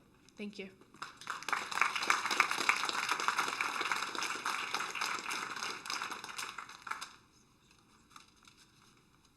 Next up is India Carlson, followed by Emily Lieberman, then Susan McLaughlin. Good evening, school board members. School board goal number 1, raise the achievement of all students while narrowing the gaps between the lowest and highest performing students. Student success is tied to literacy. In every subject we teach students, they must be able to access, analyze, and communicate information. Without literacy, students cannot be successful in school and beyond high school and beyond. School librarians are the key to literacy. Seattle Public Schools is considering reducing library access by dramatically cutting library staff. My school has 1 librarian and 1 assistant serving 2,000 students and over 100 staff, and serve them they do. Curating resources for research projects for students, curating resources for teachers to bring ethnic studies into their classrooms, running a makerspace, facilitating book clubs, leading the digital learning cohort, hosting the VR club, and yes, checking out books to students. The current waiting staffing standard proposal would reduce high schools to 0.5 of a librarian. Reducing library staff means handcuffing the most equitable and accessible space in a school. The school library environment fosters social and academic interaction in a way that no grade level classroom can, as Nell Baker, who spoke earlier as example of the Missoula Book Club, makes so clear. The school library is democracy in action, lifting up all students to achieve the best that they can, and the librarian is the leader of that space. I ask you, no, I demand that the board remember their goals in meeting this budget crisis by not recommending a cut that increases inequities and hurts student achievement. Our students' futures depend on it.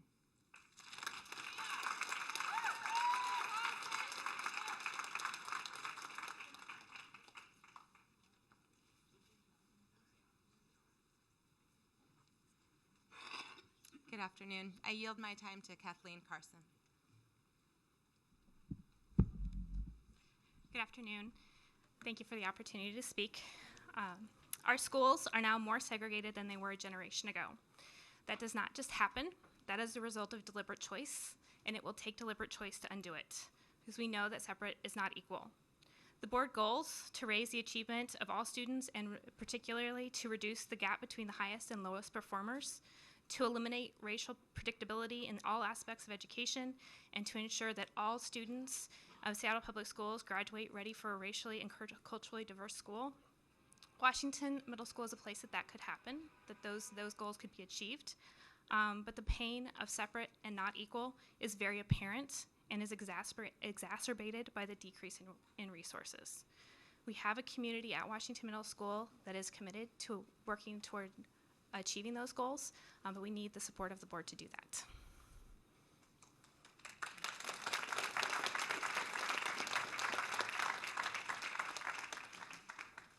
I yield my spot to Blake Bundesman of Washington Middle School.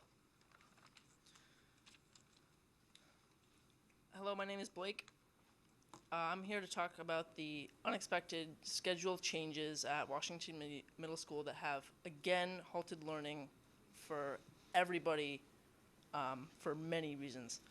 The students are facing lots of challenges, such as classes being mixed up, so classes that were in the middle of projects and assignments, what happens now? Kids don't have that class anymore. Kids were transferred into those classes and are behind. The teachers and the students don't know each other. They have to learn names. They have to learn policies. They group projects for, classroom groups in class time. Those are all mixed up. People don't have the same classes anymore. What do you do with that? Everybody has to learn new curriculum, and the classes that are in different places So some classes are going to be on different units than others, and people are going to learn stuff repetitively, or they're not going to learn something. And then we're also the elimination of 8th grade cross-program collaboration has a big impact. We're not going to be with everybody that we wanted to. Teachers, their grading is all messed up. People are in different classes. They had short notice, and they had one day before they learned they would be teaching different classes and different students, and they must start over with curriculums and learning with people. So we asked for better funding to support all students at Washington, and engagement between school leadership, students, and families, so admin telling the kids what they want.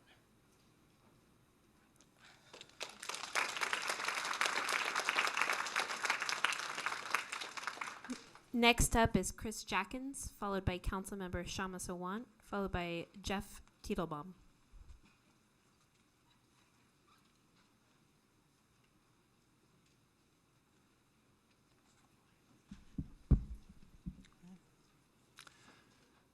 My name is Chris Jackins, Box 84063, Seattle 98124. My compliments to the other good speakers here tonight. On the personnel report, 2 points. Number one, most of the out-of-endorsement assignments had an effective date of 4 months ago. Does board approval 4 months after the fact comply with state law? Number two, no date is listed for 6 of the assignments. On the contract to set up portables, what enrollment is the district projecting for next year, and how does it compare to current enrollment? On the Franklin window and door replacement project, and on the district headquarters freezer contract, 3 points. Number one, has the Landmarks Board already given approval for the Franklin work, or is the district hiring a contractor without having received such approval? Number two, the Franklin item was introduced before the name of the contractor was known, and the district is likewise introducing the freezer contract before the name of that contractor is known. Such processes reduce the time for proper review.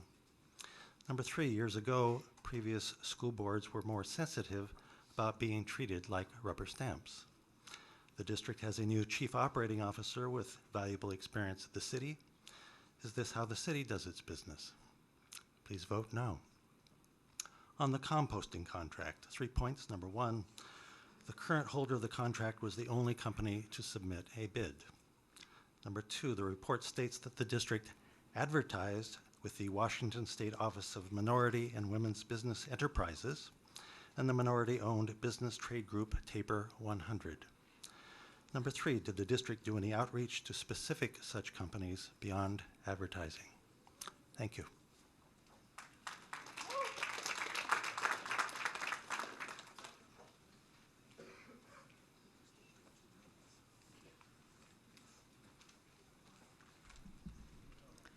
My name is Shama Sawant. I am on the Seattle City Council, and I'm also a member of Socialist Alternative. I'm here today in solidarity with the students, teachers, parents, community members who are here for BLM at schools, Black Lives Matter at schools, and the NAACP Youth Coalition. I 100% support all their demands, including mandatory ethnic studies and counselors, not cops. I am also here in solidarity with 2 inspiring students from the Seattle Public Schools, Natalia McConnell, 7th grade, Asa Mercer Middle School, and Zoe Sherman, 8th grade, Washington Middle School, 7th grade, Washington Middle School.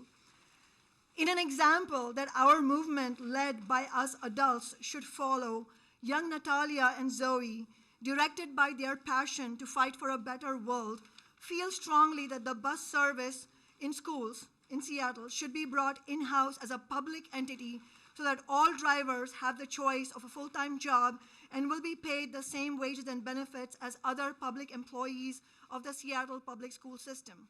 They circulated a petition among their fellow students, a petition rejecting the privatization of bus service and the current contract with First Student.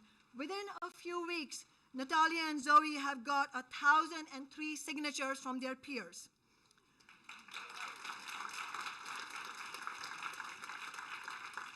I also want to congratulate the school bus drivers, Teamsters Local 174, on their successful strike action last year. I really urge the school board members to join our fight to tax big business and the wealthy to fully fund public education, meeting all the needs of students, but to make sure that all the workers who work on our public school campuses are public employees with all the benefits and wages attached. And I see the rest of my time to Zoe. Natalia, sorry. Can we have a little more time? I'm going to take a point of personal privilege and give you a minute. Thank you. Hi, I'm Natalia. We are glad to have the opportunity to speak tonight and are in complete solidarity with the 4 essential demands made by our fellow students standing up for Black Lives Matter. We have collected over 1,000 signatures in support of having the school bus service run directly by the school district, the bus drivers paid a living wage, and receiving more healthcare and retirement benefits that they deserve, as well as on-time bus service for students. When school buses are late, kids miss classes, parents miss work, and everyone gets stressed out because of the uncertainty and lateness of school buses. It disrupts family schedules and education at school. School bus service is a great benefit to our community, but not if it is continually late. Thank you.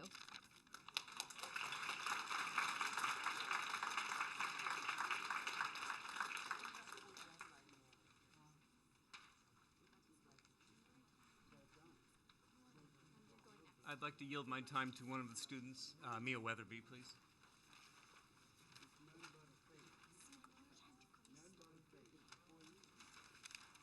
Hi, my name is Mia Weatherby.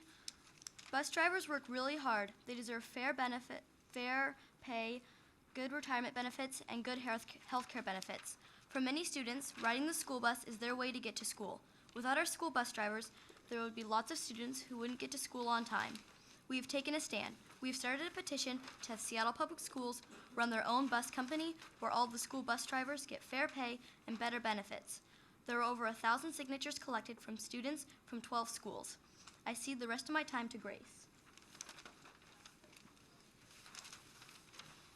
My name is Grace Starr. I'm the mother of 2 children in the Seattle Public School System, one of whom is here. My younger one, however, is on bus 576. We have had less than 6 pickups or deliveries on time this year, and often we have none, which has gone on sometimes for weeks. And I just want to say that, my husband has been home a lot because I've been in cancer treatment, and so luckily he's been able to take her on days when I haven't been available. But we have a serious equity issue here for families that are not able to take their kids to school in a pinch like this, or, I think it's really unfair to make the kids wait outside for hours. I see the rest to Zoe Sherman. I'm Zoe Sherman, and we believe that it's not acceptable that bus drivers are not paid a living wage and that they receive minimal healthcare and retirement benefits. We urge you to get rid of First Student and instead run the school buses in-house. You have every right to cancel the school bus contract with First Student, as they have continually violated their contract with you and owe the district $3.3 million by not providing on-time bus service. Run the bus service in-house and pay the bus drivers a living wage and good healthcare and good retirement benefits. We are not going to stop with this, and we will keep advocating for the rights of bus drivers, students, can I keep talking for like 10 more seconds? Parents and teachers. What are the steps that you are going to take to deal with our concerns when we hear back from you?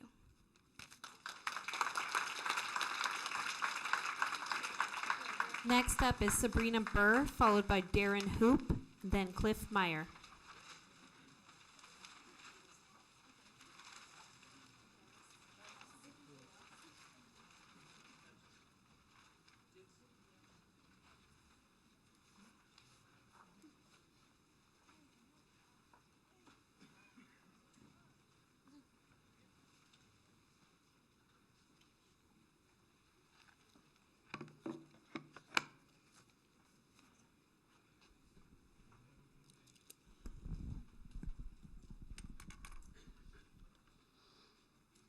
We're here today, this week, to recognize that Black lives of our students matter.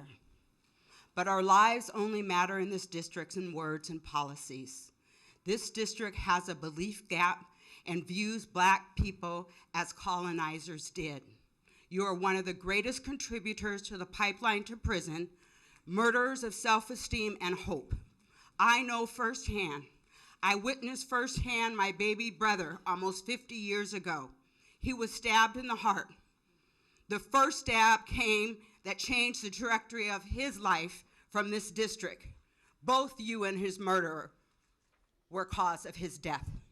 What I experienced with him, I still witness today, and it is a shame and horrific at what our babies experience daily in Seattle Public Schools. You say it with your mouth and in your print, but do we really matter? Your actions show us different. The superintendent had listening sessions, but violated parliamentary procedures and canceled an NAACP education meeting with the Black community the morning of the event. She colluded with someone who had no authority to cancel that event, and it went out in print and media, social media, and radio. She had no respect for the Black man whose term was still effective and is still the president of the state NAACP. So do Black Lives Matter? We have schools like Washington Middle School being run like prisons, hall suites, being locked out of classrooms, straight lines, no talking, escorted with security. So do Black Lives Matter? You demote Black leaders and promote individuals who are oversped in HCC. Both are racist. 57% of SPED students are of color, and students of color are not represented in HCC. It is not the students, it is the ways and the beliefs of the leaders in this district. North Shore has similar, and they changed it. You say that Black Lives Matter, but Best Starts for Kids county dollars are coming into buildings through trusted partners from the Black community and are being put under someone who doesn't believe in our children or their voice. You are putting the work in the hands of someone who does not believe in family engagement. NTSS is a spinoff of RTI, which had family engagement as a component. The work must be braided with true equity, and through that lens. We must honor families and scholars. It must create space for healing, trust building, and true relationships that honor the students and families and what we are built on for whole academic excellence. Seattle Public Schools has a huge opportunity to show through actions that Black Lives Matter. How will you show through your work? Black Lives Matter in school, in executive cabinets, in SPS leadership, in classrooms, and in everything you do. How will you show us with your actions?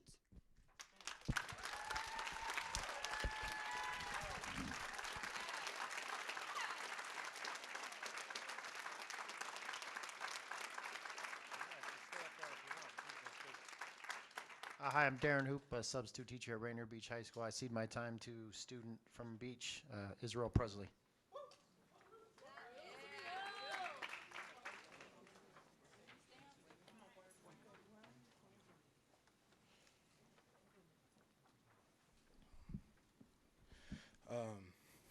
In your welcome message, you said, Superintendent Juneau says, a thriving public education system is the foundation of a healthy community, and access to high-quality teaching and learning is every student's right.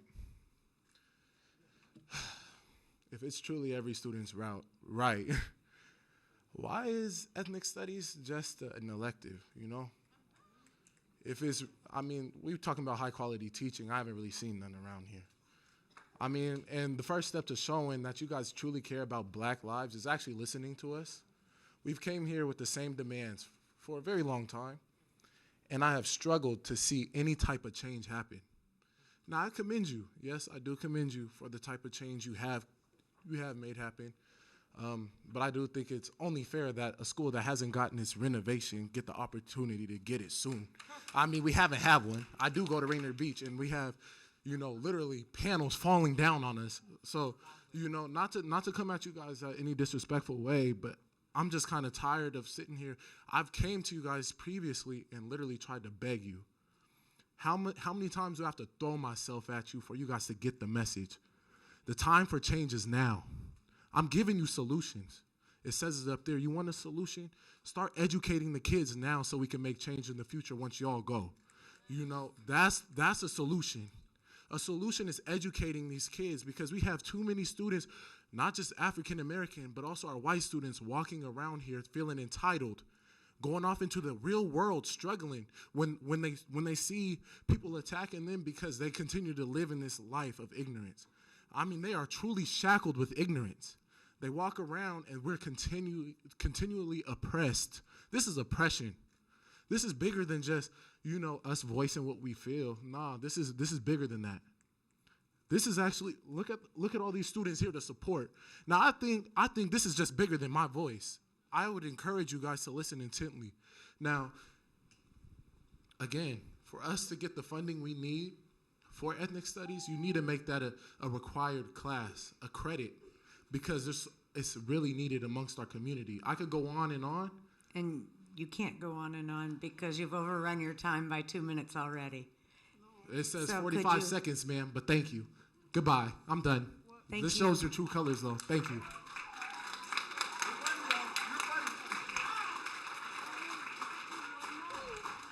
The next speaker is Cliff Meyer, followed by Sue Stahl, then Allie McKay.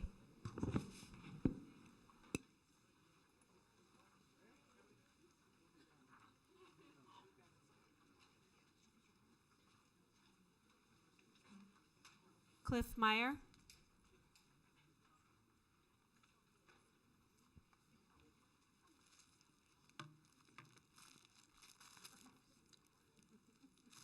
Thank you, directors and Superintendent Juneau. I'm Cliff Meyer, parent of a Washington Middle School 6th grader and also a Garfield 9th grader. I'm also co-president of the Washington PTSA, although I'm speaking here on my behalf. We have at Washington a big problem that relates to your goals. That problem relates to the budget and the process that this board and this school district uses in figuring out where the money goes. That process is not working for Washington Middle School. Let me give you a little example of how to think about this. There happens to be a large bakery near Washington Middle School. You may have smelled the results coming out of it. They have quite a few different types of bread. It takes different recipes, donuts one day, Hawaiian rolls another, you name it. Well, at Washington, we have large populations. It takes different recipes to educate them.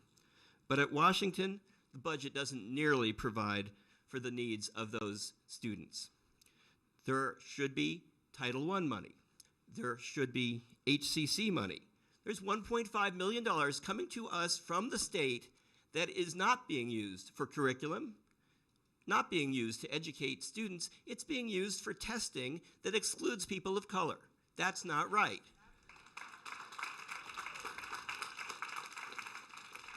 Now, you know about a lot of anger at Washington right now. Now, some of that relates to this budget process. So you, directors and students, school administrators, you have some of this responsibility right now to make the budget process work for everyone at Washington and get the right recipes. Thank you.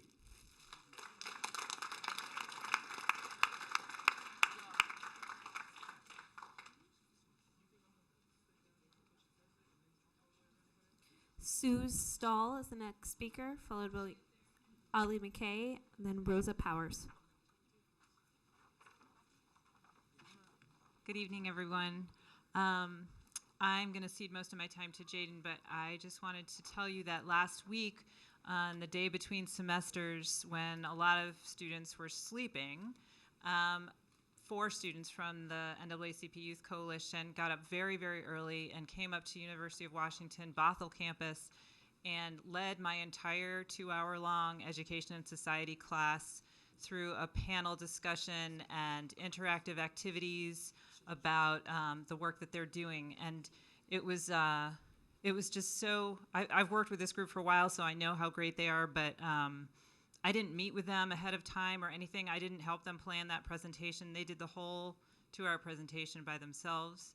And I really think that you ought to follow their example. And I'm going to cede the rest of my time to Jaden. Thank you. Hello, I'm Jaden Thomas. I'm a junior at Franklin High School. And what I just wanted to say, one of our demands is hiring more staff of color, but it's also a point to retain the staff of color that we already have. Because if you're hiring 5 staff of color, it doesn't matter if you just let 10 staff go due to budget cuts or if they left, and then also creating an environment that the staff of color feel safe in. Because I know certain staff of color like Roosevelt or Nathan Hale have had times when they don't feel safe in their own work environment, and that's why we have issues getting staff of color within the school district, because it's just they don't feel safe in the place that they work. So why would you want to work in a place that you don't feel safe in, or go to a place in general that you're not going to feel welcome or safe in? Thank you.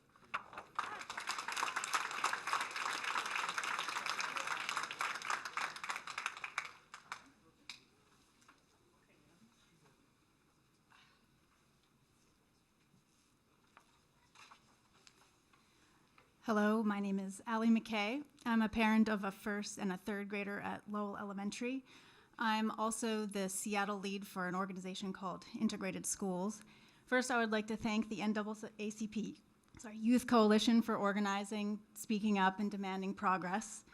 I believe that integration and effective dismantling of white supremacy will require that we effectively educate all of our students, especially our students of color. Therefore, I very strongly support and believe we should implement immediately the 4 demands of the Black Lives Matter in school. First, end zero tolerance in the school to prison pipeline.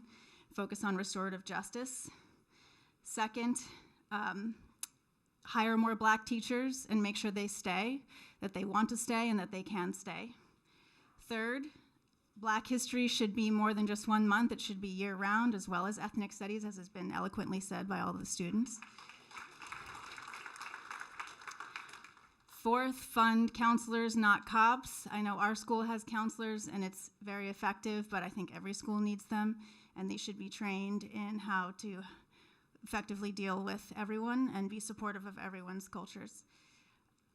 Finally, I will just say that I think all of these demands help our students of color, but they will also help all of our students become better citizens. Thank you.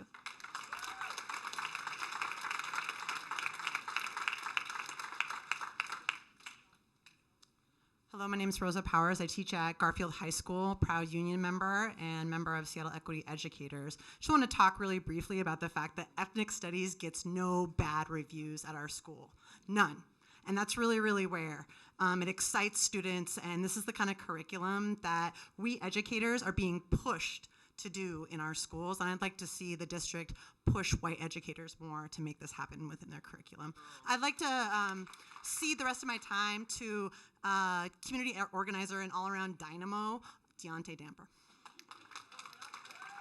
Thank you very much. It's an honor to be here today, especially behind this beautiful youth that is really ready to impact the world.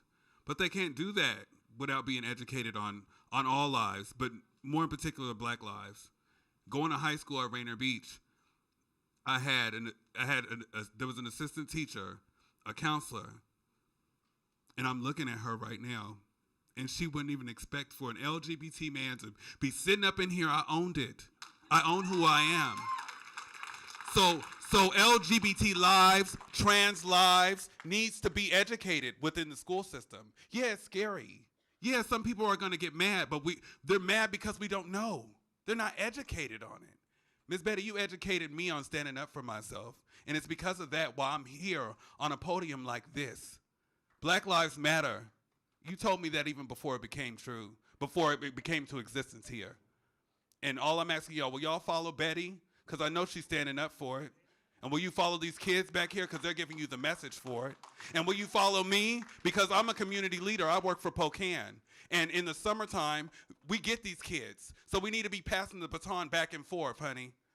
That's all. Thank you.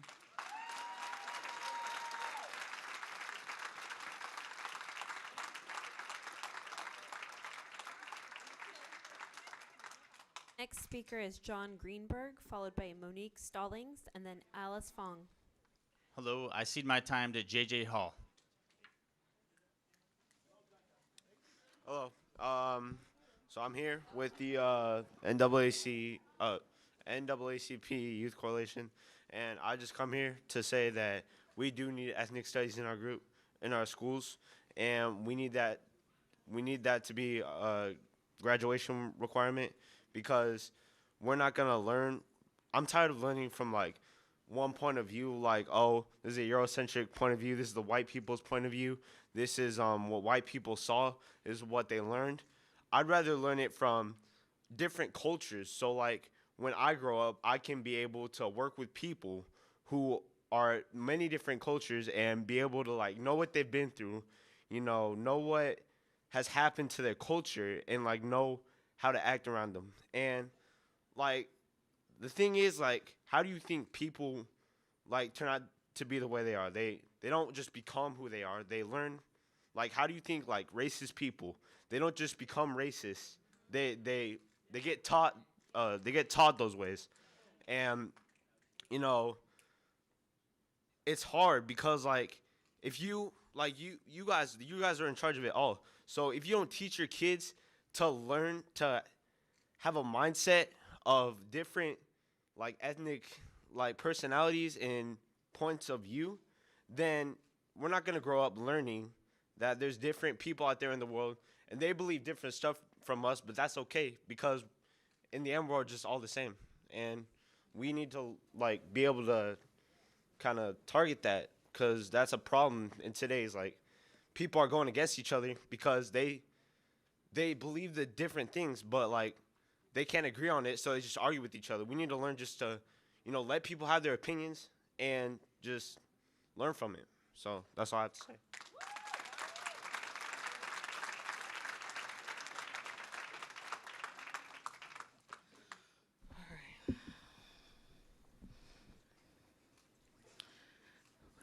SPS has failed our children and family of color. How they irresponsibly give uneducated, and I don't mean academic-wise, I mean culturally. They give uneducated people jobs who don't care about our children, who are so blinded by their privilege to not even see and sometimes try to justify their racism. Change has to start with the educators before it can begin to take place with students of privilege. If educators are still biased, racist, and culturally incompetent, how will students change? Building educators' cultural competence and adding more people of color to your employee roster is a great start. We are not interested in what projects or programs the district is working on putting in schools if they aren't worried about what's going on in our schools. We're not interested in what school staff or district members have done for former schools when our families and children of this school district aren't benefiting from it. Families of color, ancestors, have shed more blood than your lineage will shed in a lifetime. Our families and generations have been and continue to be cut short because of hate and racism. Our children continue to be treated less than in the world and even in the schools. School is supposed to be a safe haven. It tends to be one of the worst places in the country to children and families of color.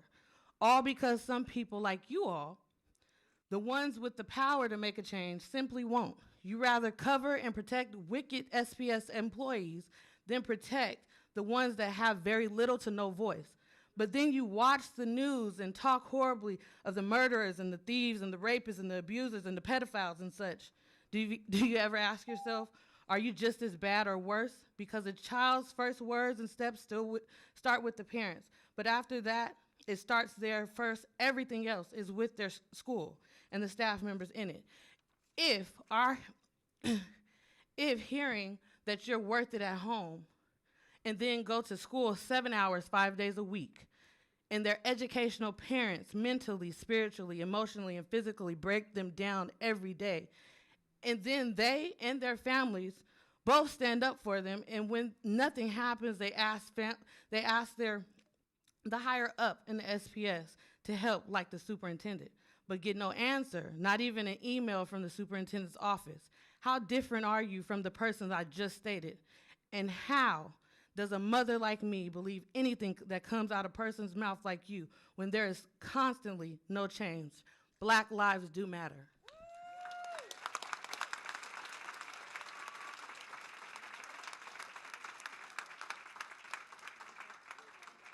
The next speaker is Alice Fong, followed by the Honorable Michael B. Fuller, followed by Andrea Radosevich.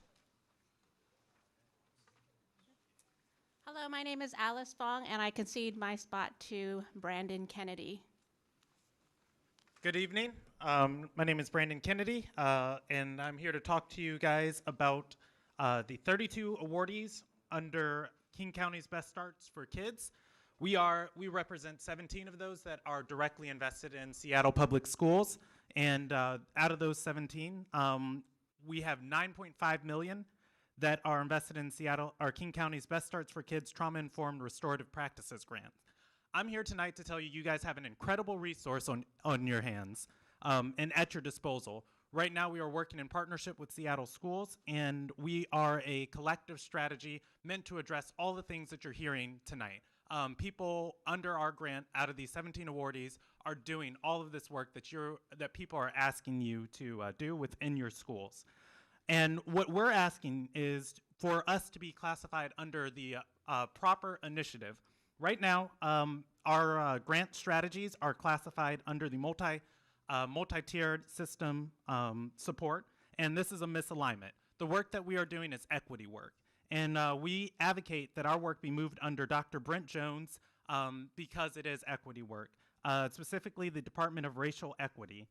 And I just want to take a moment to go off script for a second and say that school right there, Madrona K-8, I work in that school every day. And it's amazing to see this up here on the wall. And it's amazing to see all of these scholars out here today asking each and every one of you guys to lend your voice and help out in this work. And what we want to do is we want to give these scholars peace of mind that the work that we're doing is going to be properly classified under equity, that we can address these concerns that people are coming to you and asking you for, and you already have people in the field willing to do this work. And we want to ensure that our work is going to be supported by the school board in the proper channels that we're able to do equity work.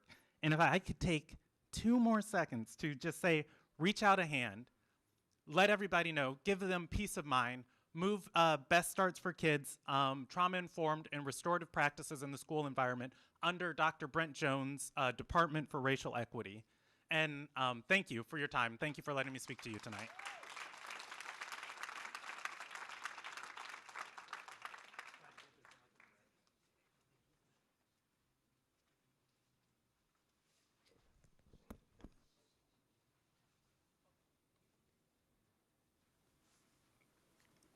I'm Honorable Michael Fuller, Suai Jewels. I'm devastated with all 8 of you on that board. I don't know what I'm working with. If you don't like black folk, what you here for? Cause Black Lives Matter. This is not to change or dream. Black Lives Matter can believe in. I'm moved for cease and desist. Violation of 42.52020, meaning activities incompatible with public duty. And 98.36080, malicious harassment. And 49.60030, freedom from discrimination. And the violation of the American with Disability Act, July 26, 1990, and Section 504, the Rehabilitation Act, 1973, and the Civil Rights Act of 1968 that was signed by Lyndon Johnson. I'm dealing with organized crime control up here, pimping we the people. But do you know who I am? I've been in this business way before this building was built, talking about Black Lives Matter and our children. And audacity of hope, pimping we the people. What's wrong with you? What's wrong with you? In my neighborhood, what's wrong with you? But the blood of Jesus. Yes. Let me get shot. The blood of Jesus.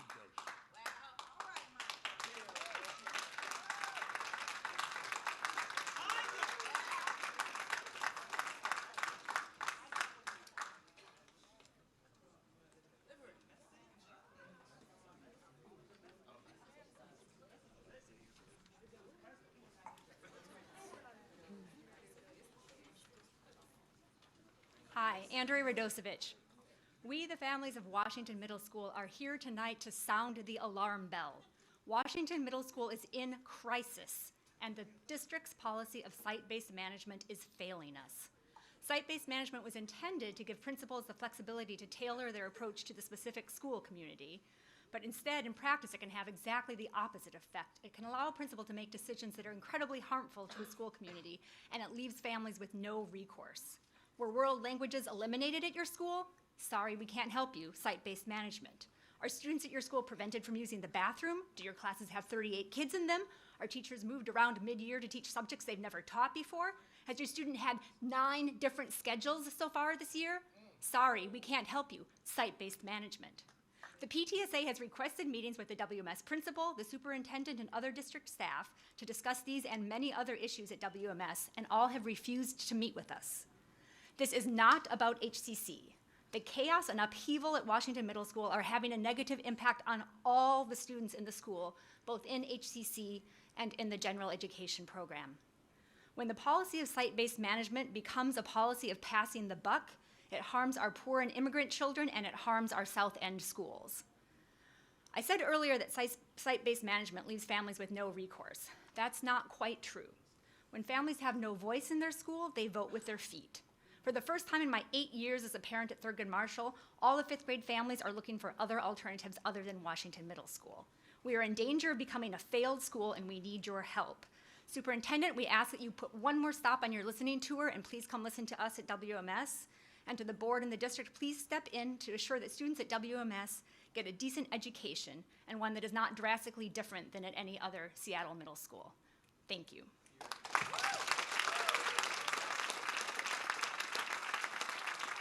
The next speaker is Max Summers. I'd like to speak with Quentin Flight as well. So, yeah. Hi, I'm Max Summers. Hi, I'm Quentin Flight, and we're 8th graders at Washington Middle School. As you may have heard, there have been many issues, or you obviously have heard, with student voice and communication at Washington. And our reason for coming here today is to try to spread awareness to help stop these things from happening. As an 8th grader, with the new administration continuing to add unexpected and even unreasonable changes at our school has been really tough. And added, we never really understand what's happening as a result of poor communication to students, staff, and parents. Especially impacting was the switching of student schedules last Tuesday. We had teachers that we'd spent the entire year getting to know and getting to learn with that we were suddenly separated from and now don't know anymore. Students in different programs were put in way different environments, some too uncomfortable for many like me, and that made us wonder what were the actual purposes of mixing everything up. Last Thursday, we held a student-organized protest out of our school for student voice and administrative communication. Along with that, we wrote a letter on what we wanted to change in our school and how we wanted our administration to acknowledge student input. We have that letter right here with us. Unfortunately, we've never received a response from anybody from the district or from our administration concerning what happened on Thursday and how we expressed our concerns. So we came here today to hope that our voices are heard. As a black kid in special education, I feel I especially don't have a voice, and with all the change and miscommunication in our school, I can't really be heard. And this on the top of all the racial biases present in our building, which have affected many people in our school. I feel if I had more of a voice in school decisions, I could change the way people like me are treated. And I'll also have more of a sense of community at Washington. In a world where so many people don't have a voice and are biased against, that shouldn't be reflected in our own school.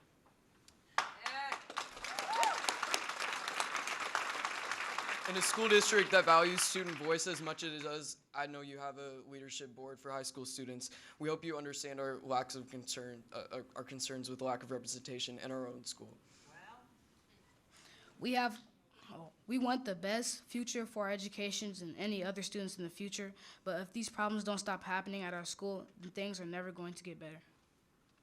And all we want is a voice.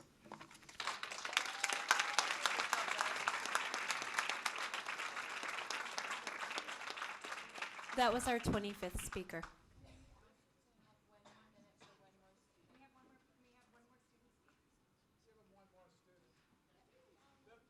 I'd like to request Tai Wong to speak from the waitlist. I'm sorry. We.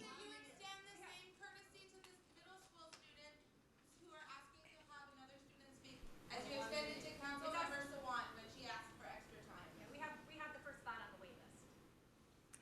Go for it. But guys, let's not set precedent here because it's crazy running these meetings, okay? Go for it. Hello, my name is Tai Wong. I am a 7th grader at Washington Middle School, and there are many kids that play an instrument at our school. They are in the music program, and for me, music is very important to me because it is my favorite class in school and I learn lots. We need to keep the music program running because the administration has made it harder for students to learn in music. They have combined 2 orchestras in one, then they did the same with the band. With too many students in class, it can make it harder to learn. Thank you.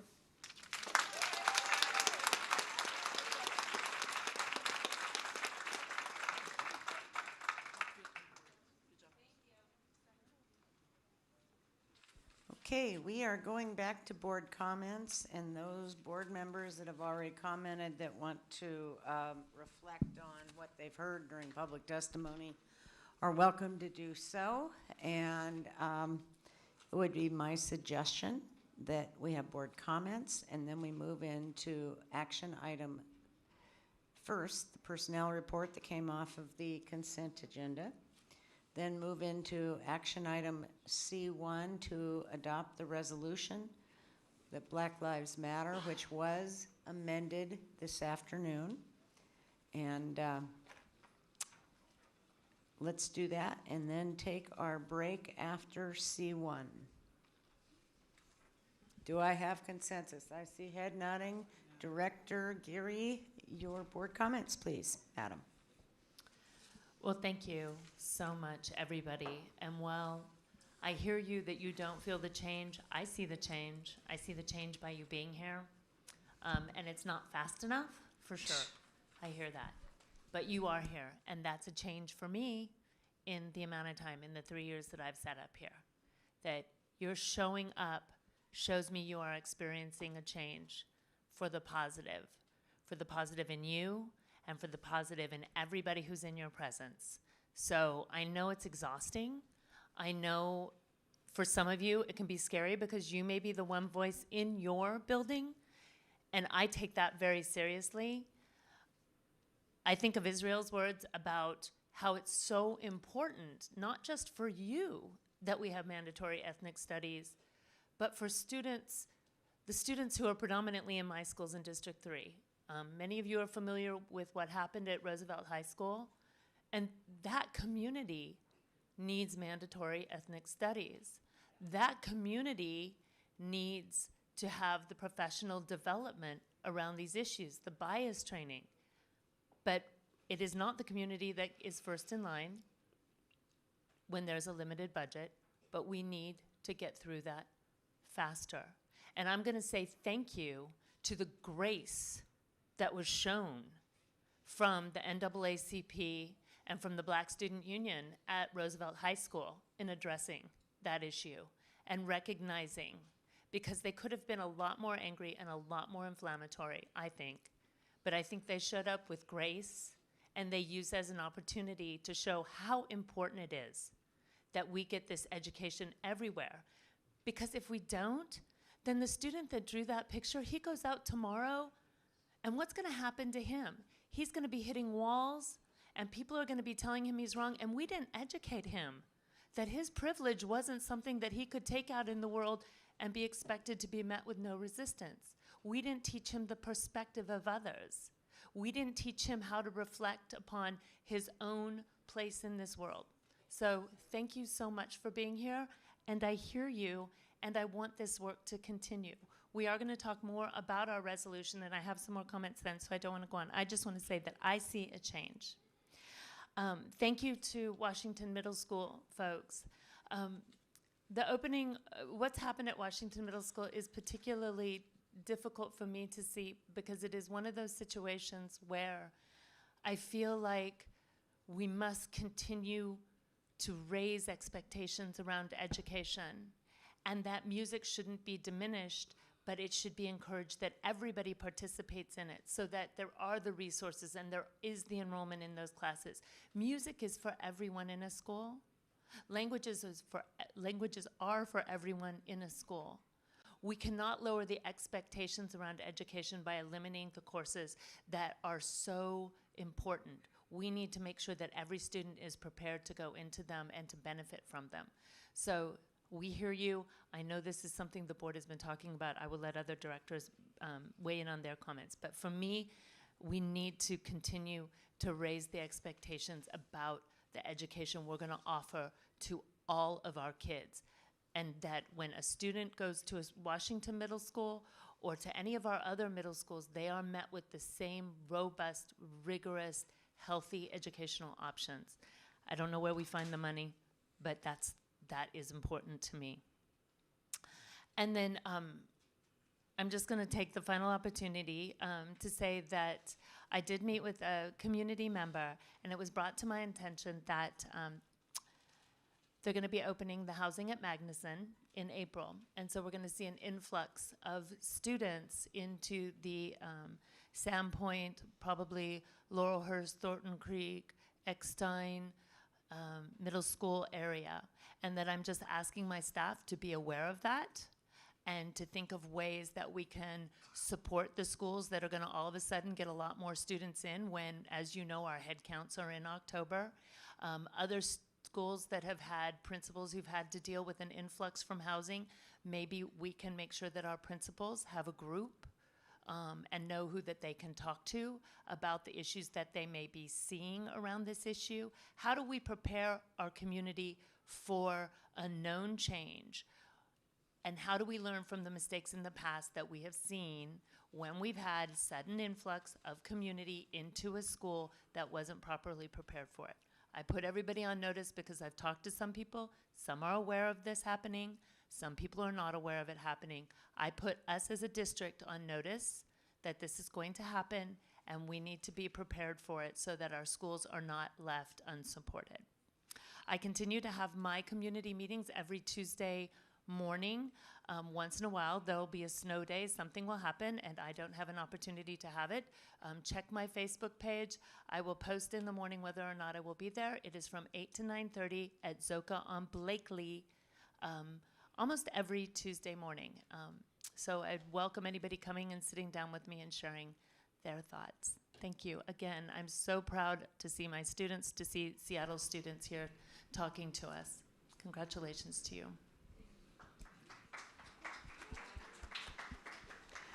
Next up, Director Patu. Thank you. Good evening. It's really a privilege and excited to see all the students who came tonight and really talk about what needs to happen and what is it that's going on within your schools. I didn't realize that ethnic studies was not a requirement in our school district, which is really kind of sad because that is a subject that should have been actually mandatory for all schools in Seattle Public Schools. And hopefully that's something that we can do to move that forward, because we need to learn about each other.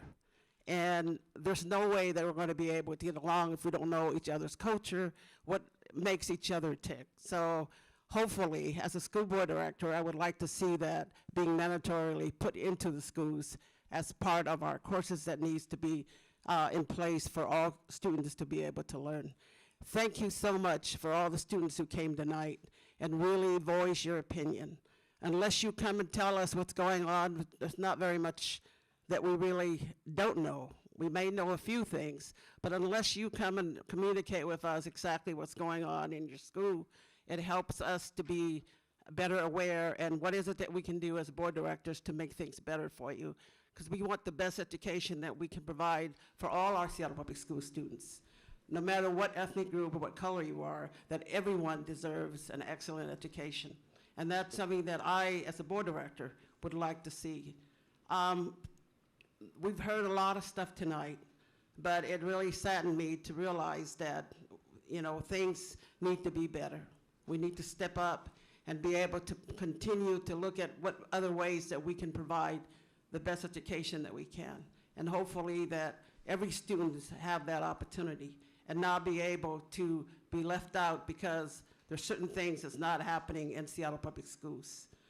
And I really am, you know, it's exciting to have kids the opportunity, have the students the opportunity to come and tell us what is going on. Because as a board director, we don't always know what's going on. You know, we tend to hear things here and there, but the best way for us to be able to really see or hear what's going on is having you come down and actually telling us what's happening. So thank you for coming in and share what's going on in your schools, what's going on with you, because that is what makes the world go around, and we all know what each other's needs is and how can we be able to help support each other in terms of what we do here. And I'm really excited about what's going on tonight. I've been on the board for a long time, but I've never heard so many complaints. I mean, it's exciting and sad at the same time. So hopefully, as a board director, I would like to see some things move forward, and hopefully to make sure that ethnic study is in every school, so that every student have a chance to learn about each other's culture. Thank you.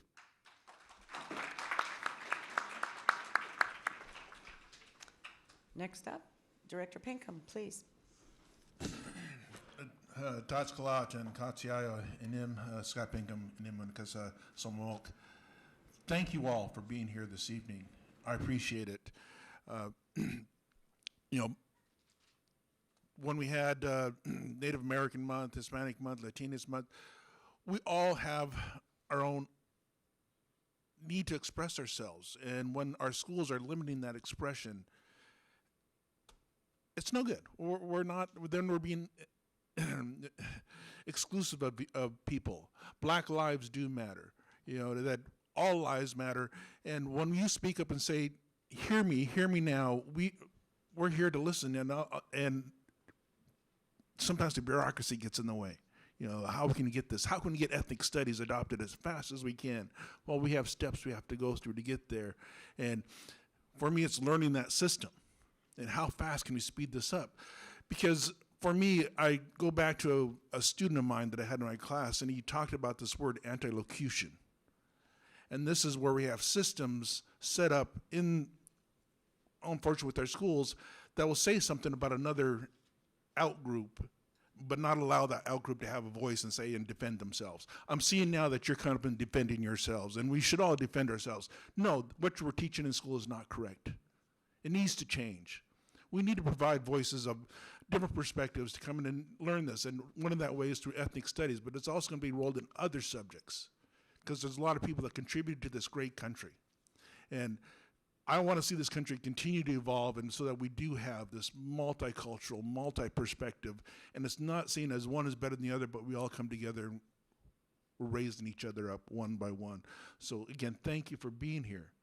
And those of you that are students, please keep on pushing, challenging your teachers as much as you can. Hey, no, this isn't correct. Let me share my perspective, how I was taught, how my family taught me what it meant to be who I am and where we came from. Continue that and become that next teacher. Become the next administrator so we can make these changes. It is happening. You know, probably not too many years ago, they wouldn't even thought about making such a change. But now that you're here sharing your voice, you're standing up and saying, no, this is not right. Keep it up. Keep pushing us.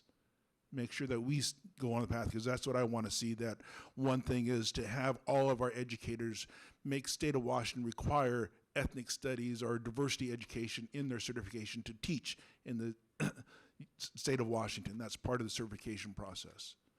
Students at the University of Washington push for diversity credits to graduate with a bachelor's degree. It was the students that did that. It took them a while to do it, but it is a requirement now at the University of Washington to have a diversity credit to get your bachelor's degree. So keep pushing us. Ethnic studies is there. How fast can we get there? For me, not fast enough. For you, yeah, not fast enough, but we need to keep on pushing. Trust me, we will get there. Also just want to acknowledge our student speaker as well, you know, what she shared here, the importance of librarians. Yes, you know, that's where we need to go and get the books and teach our students how to read, not only in English, but other languages as well. Make everyone aware of different perspectives, again, through just language itself. Thank you to the Seattle Hotel Association, $4,500, and to continue on with the programs that we have or to make them better. Washington Middle School, parents, students come here sharing your voice, site-based management, our management, we've got to come to a system that works for everyone.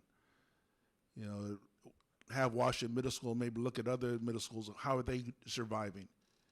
How are they getting by? What happened in this case? And we got to learn from it, not try to hide it.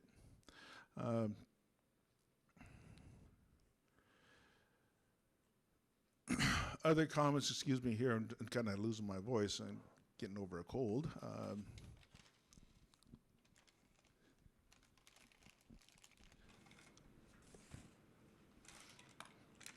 And I'm going to go home with a numb mouth if Dr. Harris keeps on pushing these cough drops on me. But I guess just get back to sharing your voice. I try to introduce myself in my native language, and I'm still learning it.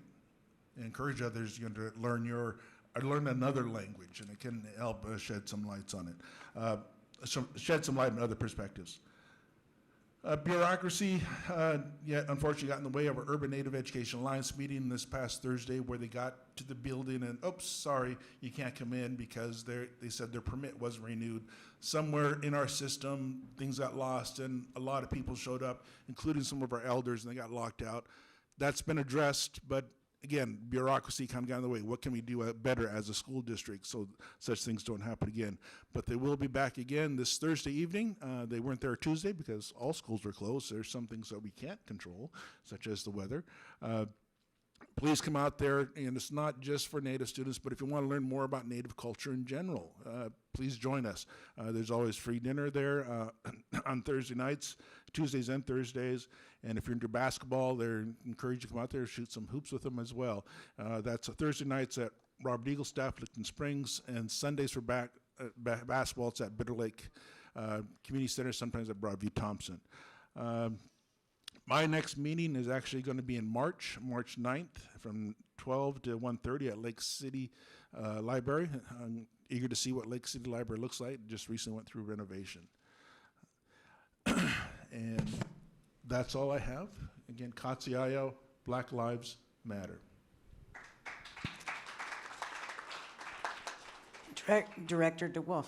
Yep. And then Director Mack. Yes. And then Director Burke. I just first want to say, y'all, I'm so excited you're here. You are really what has inspired me to keep working at this, and so I promise we are working our butts off, and we'll have some really great developments coming up the next 12 months. You're right that this is really good to affirm our values in this type of a resolution, but we gotta show up with some action, and so I want to at least preview that we're coming. We hear your requests for ways to make our schools more racially equitable and actually valuing the lives of our students of color, particularly our black students. So we'll have some good updates very shortly on that. I do want to elevate something that one of our parents from Washington Middle School raised on, I think it was on one of our kind of family parent groups on Facebook. And they met with Senator Jamie Peterson recently, and he said he has received only 2 messages about public education and funding.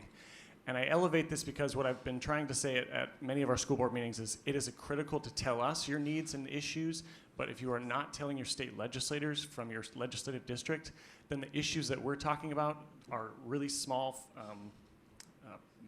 budgets.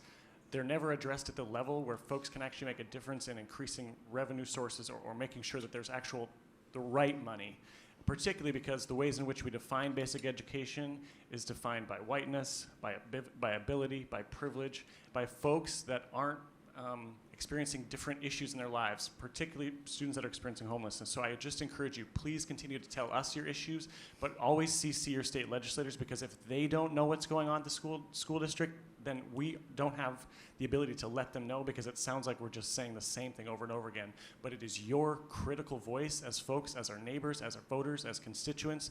You have to elevate the fact that public education funding is not ample. They didn't fully fund it, and they haven't fixed the issue, but they got to put out the headline last year that they did. The only other thing I want to say is I hope if there's students here, I was just wondering if you could just quickly raise your hands. Students. All students. Seriously, this is awesome. So I I may not be able to look at each and every one of you individually because of where you're sitting in the audience, but I swear I just want you to know that you matter to this district, you matter to this board, and yes, it is slow, and I'm sorry about that, but I promise we're coming with some good stuff, and so I just want you to know, you matter today, you matter tomorrow, you matter all the way until you graduate. Thank you so much for being here. Well, you matter more than that, I'm just saying. Sorry. And Director Mack.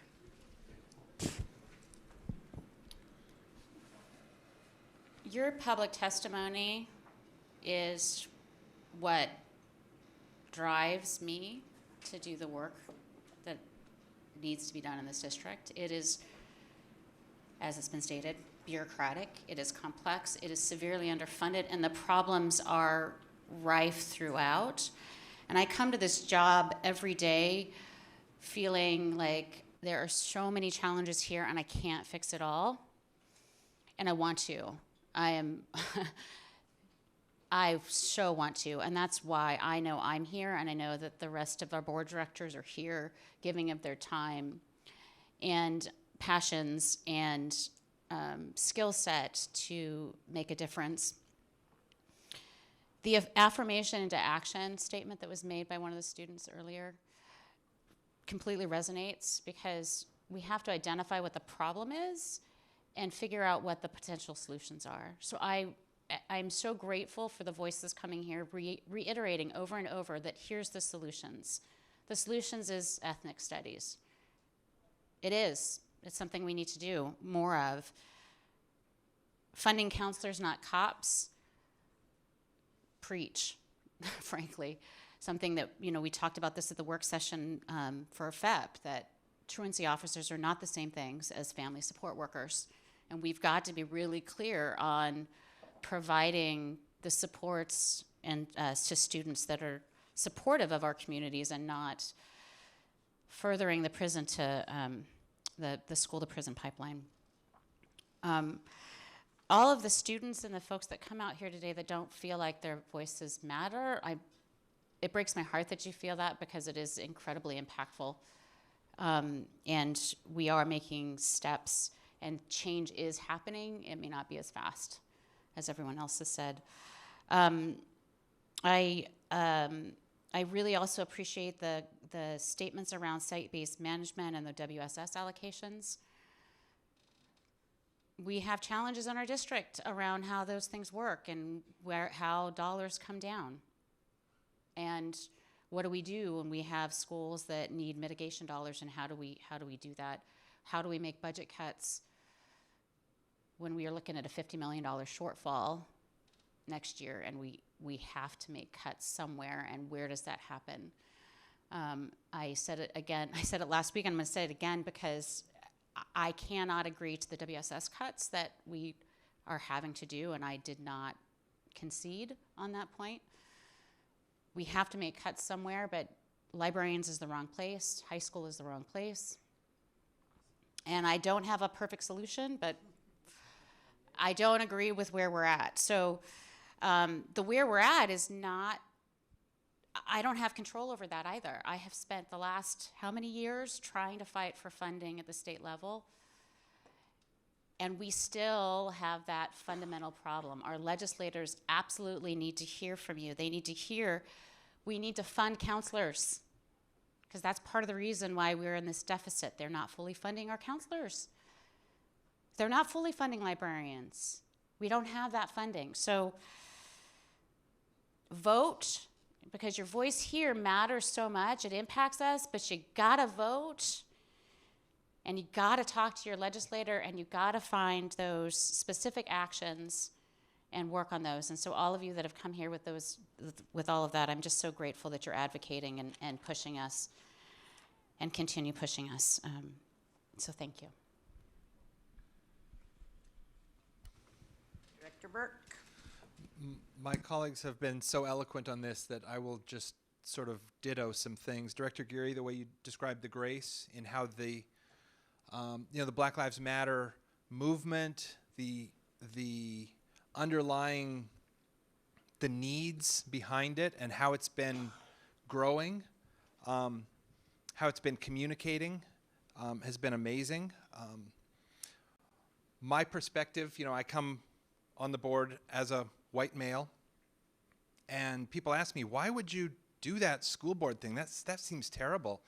And all I can say is sit in this chair and listen to the amazing students and the passion and what they bring and how they change adults. So your voices, your experiences are shaping our hearts, our minds. I know it's shaping mine from the experiences that I had going through school and growing up and what that looked like. And hearing from you what you want yours to look like is changing how I view our policy work, our priorities, our budget. So please don't feel like you're not being heard. Don't feel like it's not impactful, because for me, as an individual, it's huge. And so I just want to share that gratitude. The other thing I'm actually going to quote our Eliminating the Opportunities Gap poster that we have on the second floor. That's a historical diorama of a lot of the work that's been done there. And there's a quotation up there that's often used and referred to as an historical African proverb. And I haven't heard if that's true or not, but I will just repeat that this is, if you want to go quickly, go alone. And if you want to go far, then go together. And I think that that's a theme that ties together all of this conversation around ethnic studies. The people that are bringing this to us, the board, to me as an adult that went through a completely different experience in high school and throughout my upbringing, you're bringing me along with you. And I just want to share that gratitude. And so I'm going to flip that same thing over to the Washington Middle School families and acknowledge that what's happening is not going together. And so there's change, potentially there's need for change, but there's not a coalition that's been built. There's not a common need that's been built. And so I just want to share my hope that that can be a relationship of trust that gets built, because when you try to make change without trust, it creates disruption. But when you make change within trust, then it tightens up a community. So I really want for us as a board and central office to work with the Washington Middle School community to really focus on trust, because then I think that will help solve a lot of the site-based challenges. Thank you. But again, thank you for coming and sharing your voice with us. It's huge. Okay, last but not least, many, many, many thanks for you being here. Many thanks for your emails, your phone calls, your showing up at community meetings, your communicating with each other on all kinds of social media.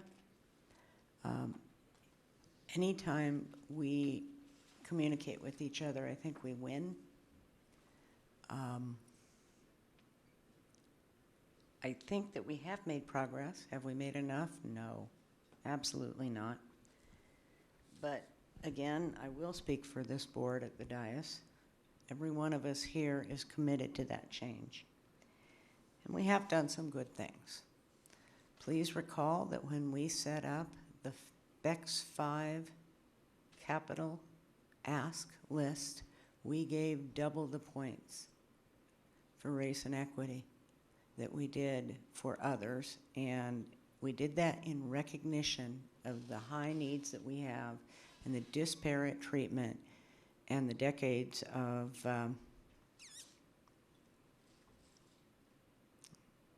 can't find the right word without being combative, and I'll stop there. I'm proud of that work. I'm proud of the package we put together for the BEX 5 and the Excellence and Opportunity Levy. Very proud of it. I'm very proud of the fact that our teachers and our staff, our labor partners, Seattle Education Association, put in $50,000 to make darn sure that we don't go a whole heck of a lot more broker than we already are. And even if those levies pass, we're still looking at a $45 to $50 million deficit because we live in a state that has an inequitable funding structure. We don't have the money to buy a bus fleet. We have never had a bus fleet in the Seattle Public Schools. I appreciate Councilmember Sawant.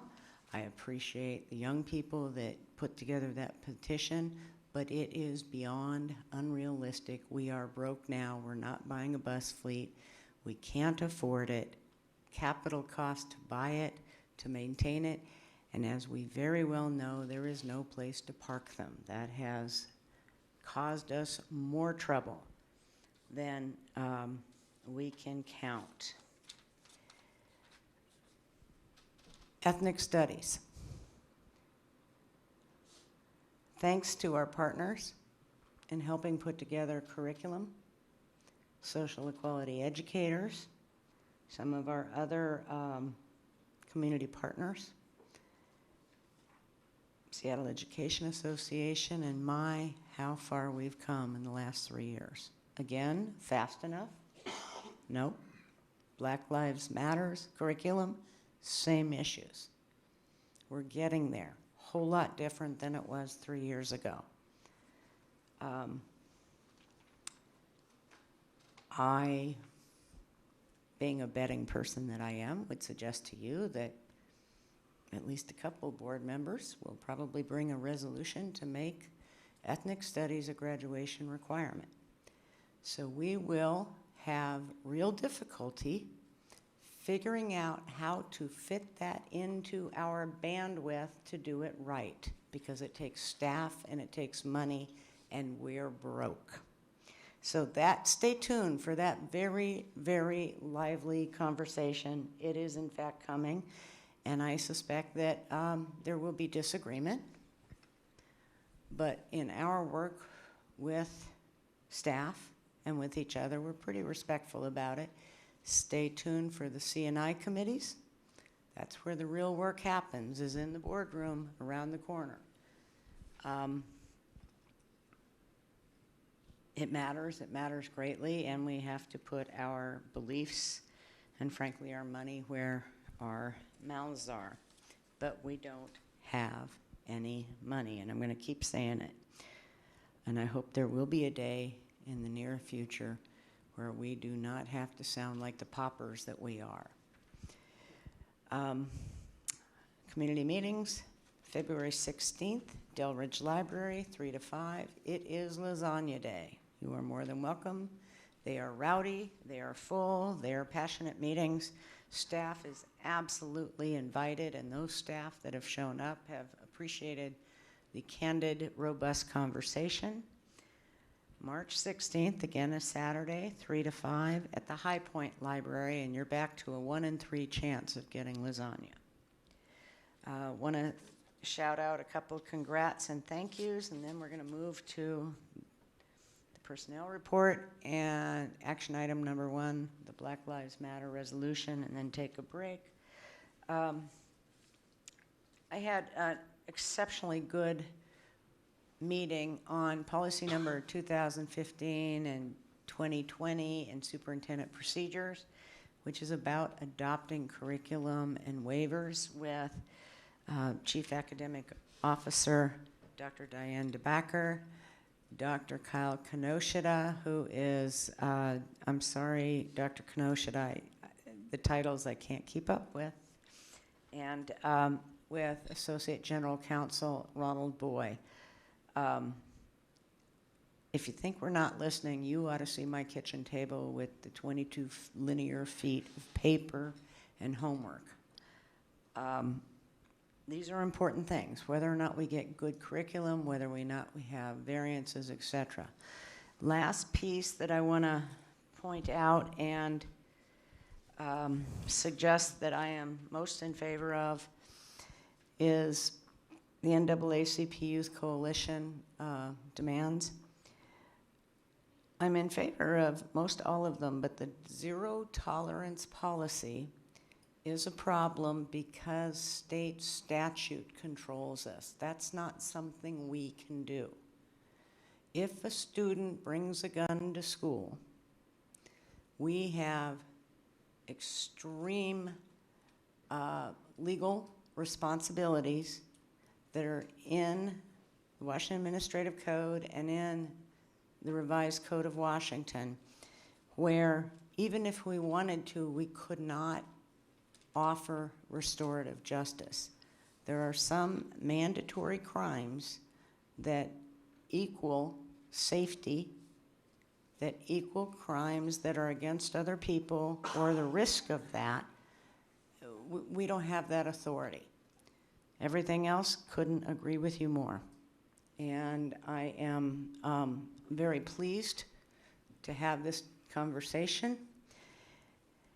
And we are moving into the person. Did you want to speak, Director Geary? Just very quickly, I forgot one comment that I wanted to call out a thank Have you. at it, please. To Nell Baker and her book club, and the topic of Sexual Awareness Week. I think that was one that we, as a board, will be looking into more. And it got lost. There were a lot of really important issues, but that's one I think that is really relevant to our kids. It's relevant to lots of different kinds of kids. It really touches on identity safety in a very deep way. And so I didn't hear us recognize that, but I wanted to call out a thank you for her coming and talking about that. And we'll be looking forward to something to document that in April. Okay, thanks. Okay, and my last wrap up is Chief South International High School took the Ethics Bowl State Championship last week. District 6. Okay. The personnel report was taken off the consent calendar. Who is going to make the motion? I move approval of the Human Resources Personnel Report. Second. I see Dr. Clover Codd at the podium. Would you like to respond to some of the public comments we heard? Can I just ask, actually, we have so many things to get through tonight, and I think just the reason why I pulled it off was just to respond at least to kind of the main question that he's asking here, whether or not we're complying with state law. And I think the answer is yes, but I just want that confirmation. That's and my I'd one like question. an explanation because we're creating a public record. Thank you. Okay. Sure. So Clover Codd, Chief Human Resources Officer. So I believe the question was, why is the board sort of retroactively approving of the out-of-endorsed teacher assignments? So first of all, I'd like to explain that we don't receive the report from OSPI until late October with respect to who is in endorsement or out of endorsement. So if you remember, we have fall adjustments, master schedules are shifting, teachers are shifting, schedules are being made. Those get reported to the state gives a report back to us that says these teachers are out of endorsement. If you remember, substitute teachers can teach any subject in any grade out of endorsement. We still have to list them on the report if they're in a long-term position.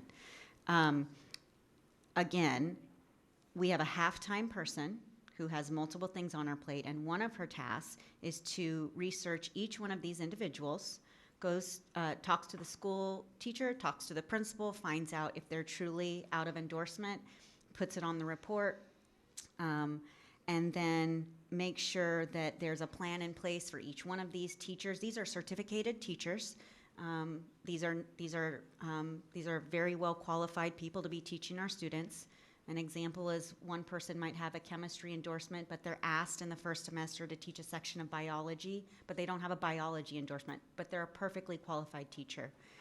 If we were to have the board approve of these out of endorsement assignments before the teachers begin teaching, we would have to start with substitutes in all of these classrooms, of which are already may not be in the correct endorsement, and we already have a sub shortage, so we may be starting classes without a teacher in front of these students. So I have directed my staff to focus on hiring and retaining, recruiting, and finding educators of color to be in the classroom in front of our students on the first day of school. That is our first priority. I've not prioritized this report and the resources going into this report.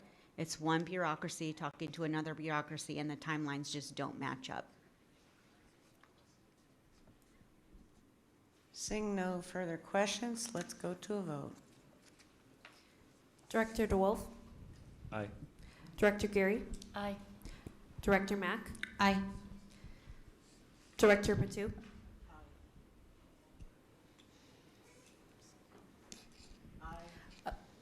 Director Pinkham, Aye. Director Burke, Aye. Director Harris. Aye. This motion has passed unanimously. C1, adoption, resolution number 2018-19-17, to declare that the lives of Black students matter, as well as the lives of all of our underserved students, and that we encourage participation district-wide in the National Black Lives Matter at School Week from February 4 through 8, 2019. This came before the Executive Committee January 17th for consideration, and consideration only because we had not fleshed out all the language and had not had an opportunity yet to collaborate. And you'll see that there is also an amendment. Motion, please. The motion, we move that the board approve resolution number 2018/19-17, a resolution of the Board of Directors of Seattle School District Number 1, King County, Seattle, Washington, to declare that the lives of Black students matter, as well as the lives of our underserved students, and that we encourage participation district-wide in the Black Lives Matter at School Week from February 4th through 8th, 2019, as attached to this board action report. Immediate adoption is in the best interest of the district. Do we have a second? Second. Thank you. Obviously.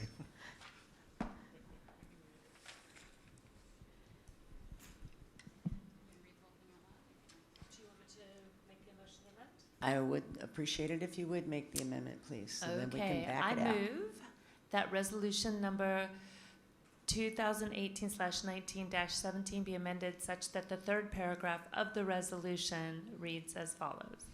Whereas, as a public school district, we are facilitators of the limitless growth potential of human beings of all abilities, with the charge to guide our youth in finding and achieving their purpose, with a belief that every human being deserves to live with dignity and to pursue their dreams. That is the amendment that I'll make, and I'll discuss the background when we're in general. And I'll second that amendment. Thank you.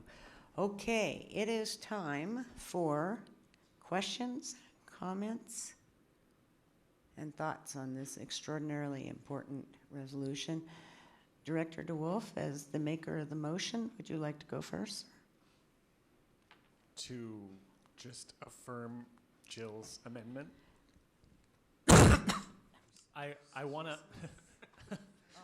I think we're all awake now. Yeah, but I think we should probably open it up for general, and we can Okay. discuss them both at the same time. It's more elegant that way, and I don't want to get caught in a bureaucratic mess here. I don't necessarily need to go first, but I do look forward to reading the whole resolution into the record at that point, so I would love to do that. Have at it. As amended? As amended. Okay, I'll read it. Should we vote on that really quick? It's a proposed resolution that's been amended. Okay. We haven't voted on it. Seattle School District Number 1, Board Resolution. Resolution number 2018/19-17. A resolution of the Board of Directors of Seattle School District Number 1, King County, Seattle, Washington, to declare that the lives of Black students matter, as well as the lives of all of our underserved students, and that we encourage participation district-wide in the National Black Lives Matter at School Week from February 4th through 8th, 2019, although I know we're adjusting that because of snow days. Whereas shouting loudly that Black Lives Matter does not negate our commitment to all of our students, but rather elevating Black students' struggle to trust that our society values them, we must affirm that their lives specifically matter.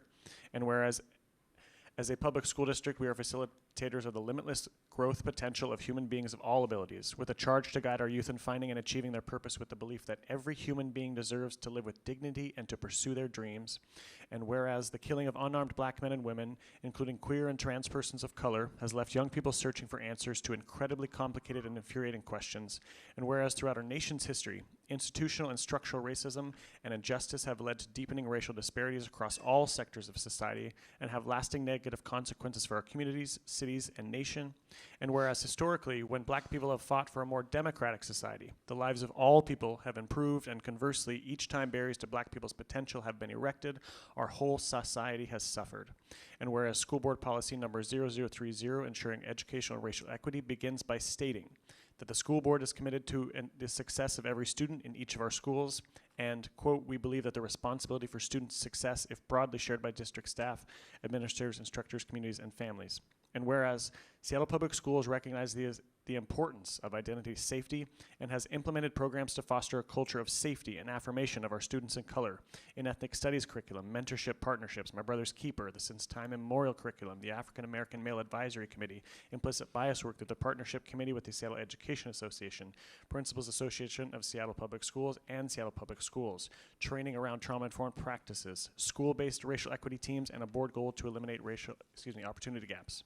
And whereas the problems of society are mirrored in schools, and these problems can only be fully addressed with the united effort of community and school coming together for the betterment of our students' future, and whereas while the arc of justice is long and we will experience pain and setbacks, the pursuit of racial justice in public education is core to becoming a more free, equal, and democratic society, and whereas educators nationwide, including Seattle Public Schools educators, are organizing a week of action and education to promote the message that Black lives matter at school. Now, therefore, be it resolved that the Seattle School Board declares that the lives of our Black students matter, as well as the lives of all of our underserved students, and therefore be it further resolved that the school board encourages participation district-wide in the Black Lives Matter at School Week from February 4 through 8, 2019, through discussions in classrooms and in homes. Thank you. Director Mack. I have chills and appreciate hearing the whole thing. I wonder if we might want to amend the actual dates, since we had a snow day and we're actually shifting the dates of Black Lives Matter, as I understand it. No, but I mean that my understanding was that the communication that came out was that the days started today and then goes through next Tuesday. So I wonder if we just want to amend that. So that's a Scrivener's correction, is that correct, General Counsel, or should we amend the amended?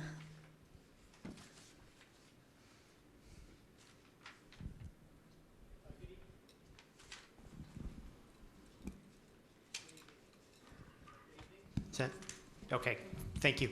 Chief Legal Counsel Noel Treat. That's probably not a Scrivener's error at this point, since it's actually a change in date based on scheduling. So if you have a particular week, whether it's next week in mind, probably better to do an amendment. Robert's rules let you have 2 amendments to a motion on the table at a time, so you could either go ahead and propose this second amendment, or you could vote on the first amendment and then come back to this one.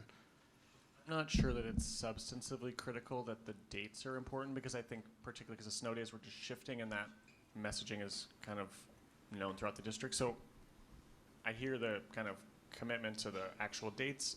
It's in the spirit of this is the actual Black Lives Matter School Week, which has been happening across the country. We just happen to have snow days, unlike pretty much every other district that's doing it across the country. I don't see anyone rushing for a second on that, so we're going to keep talking. Okay, unless did you want to second that one? Director Geary, people wave at me because I'm moving. Okay, Director Geary, please. Comments, questions, concerns, and thoughts, reflections. I just wanted to highlight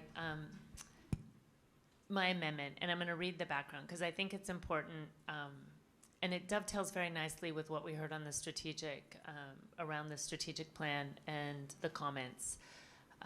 And so the background reads, Seattle Public Schools Black students are disproportionately identified for more intensive special education services, particularly for intellectual disabilities. Our Black students with disabilities are disproportionately disciplined, as well as demonstrate unacceptable gaps in achievement. These are symptoms of unacceptable educational practices. Unless Seattle Public Schools fully recognizes and properly addresses the varying abilities of its students and how issues of ability intersect with race, it will be unable to eliminate the opportunity gap and provide the high-quality education our students deserve.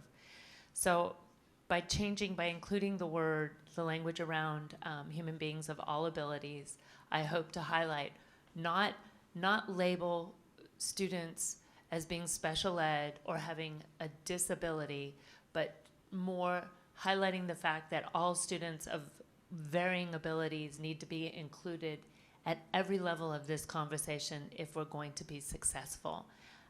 And we heard that from our families around the strategic planning, that they need to see themselves in the words somehow, because we are so inclined to eliminate the topic of special ed or students with disabilities when we're talking about the gaps, when we're talking about the metrics. And I've heard from my co-directors how if you are not mentioned, you are invisible, and that's not appropriate. So I wanted to take this opportunity to bring a little bit of language into this that makes this group visible within the conversation. And I thank you for elevating that, truly. Other questions, comments, concerns? Well, I've got a sentence that we wrote on the background of the bar that I'm particularly enamored with, and I'm also enamored with the ability of this board of directors to work together fairly nimbly and with a deep sense of purpose and frankly, a joy in what we get to do, because it really is an honor. The degradation of respect, ignorance of these patterns, which references racism and white supremacy, it refers back, and societal hatred, including our country's president suggesting that they are, quote, very fine people on both sides, when faced with violence and white supremacy, starts from the top and must be recognized and reversed, starting with the recognition of our children's future in a climate of respect and safety. What is happening in this country breaks my heart, and it affects every one of our futures, and if you haven't voted, please get involved. Any other questions, comments, concerns? Otherwise, we're moving to the roll call on the amendment. Roll call on the amendment, please. Director Pinkham. Aye. Director Burke. Aye. Director DeWolf. Aye. Director Gary. Aye. Director Mack. Aye. Director Patu. Aye. Director Harris. Aye. This motion has passed unanimously. Roll call on the motion as amended, please.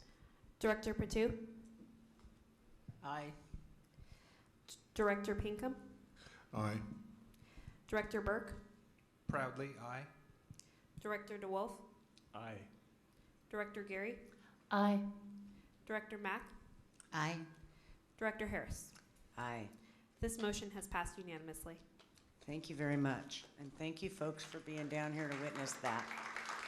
And thank you for all the people that have been elevating this and are teaching this. And I encourage you to bring your parents and your communities into your classroom so they can, some of them, take their fear quotient down. And we are on break until 7:45. Thank you.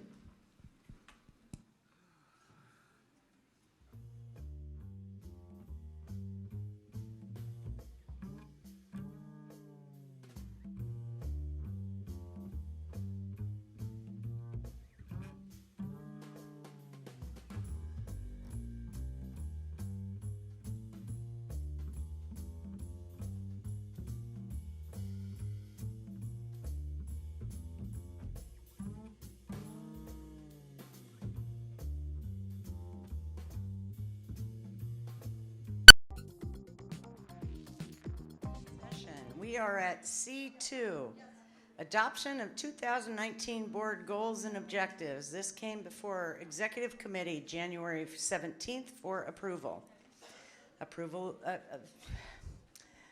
Motion, please, kind sir. This is a tough one.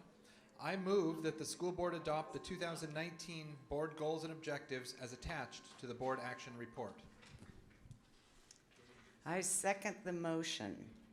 Okay, we had a yummy, robust conversation of this in intro. The motion, the resolution, I believe, speaks for itself. Unless someone is dying to input here, I'm inclined to move this to a roll call. Roll call, please. Director Burke, Aye. Director DeWolf, Director Gary, Director Mack, Aye. Director Patu, Aye. Director Director DeWolf, can you come up and vote, please? Aye. Director DeWolf? Director Pinkham, Aye.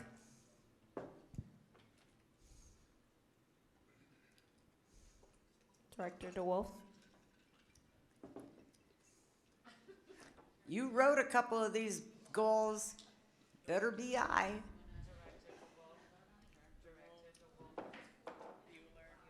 Sorry, aye. Director Harris. Aye. This motion has passed unanimously. Thank you. We are on number 3, BTA 4, award construction contract K5104, bid B12841 to Sheldrop Building Services Company for the Franklin High School window and door replacement project. This came before Ops January 10th for. Motion, please.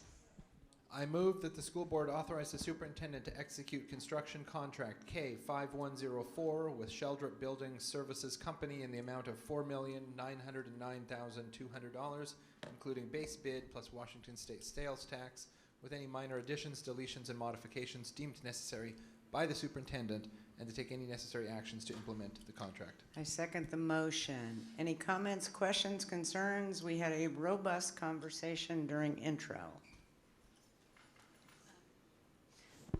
Director Mack, please.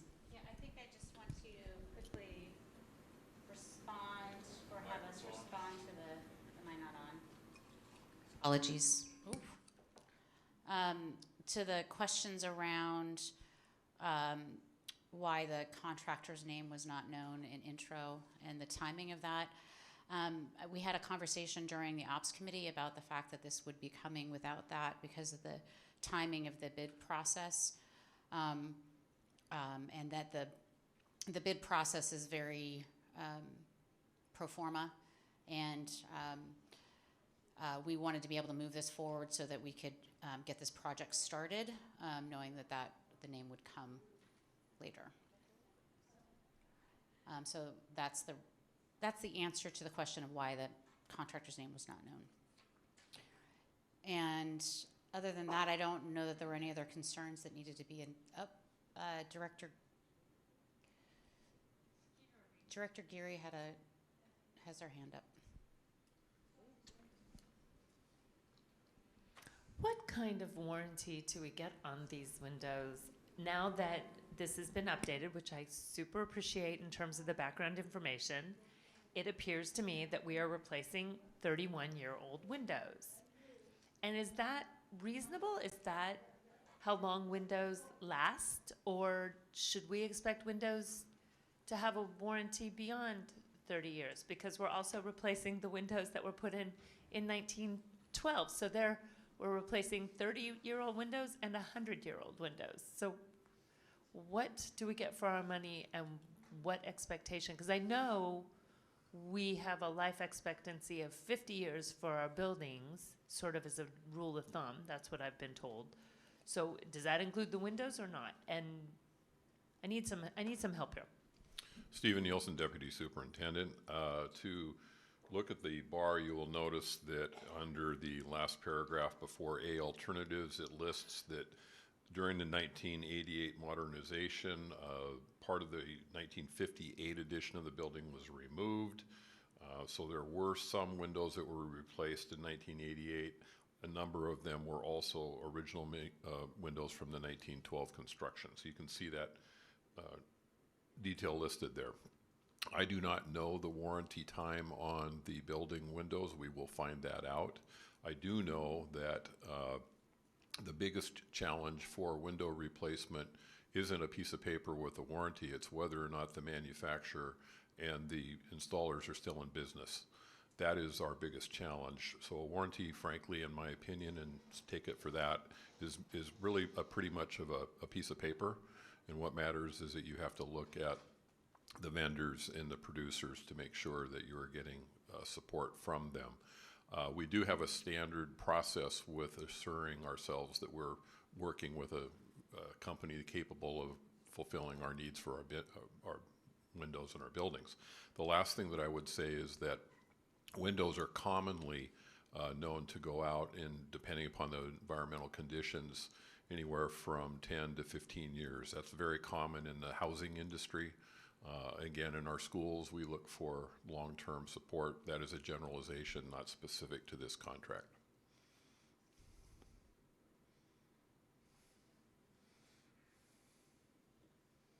Questions, comments, concerns, Director Pinkham? Another point that was brought up in testimony, were there any landmarks issues with this? Since we're talking about historic windows back in 1911, no landmark concerns? The windows that have been spec'd meet the standards for the building.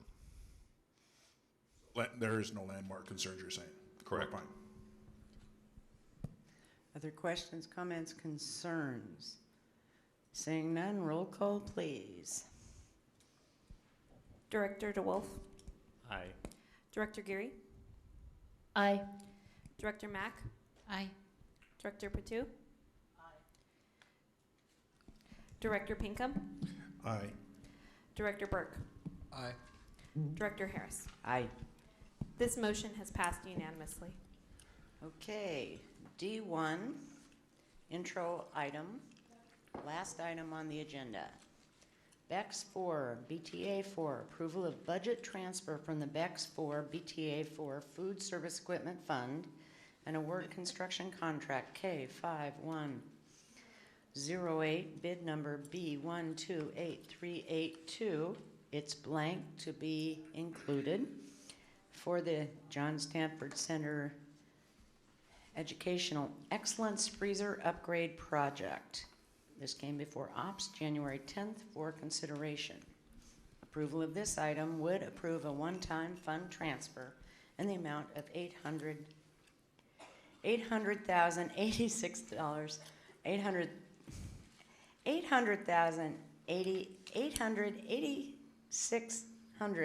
$800 from the BEX 4 and BTA 4 Food Service Equipment Fund, and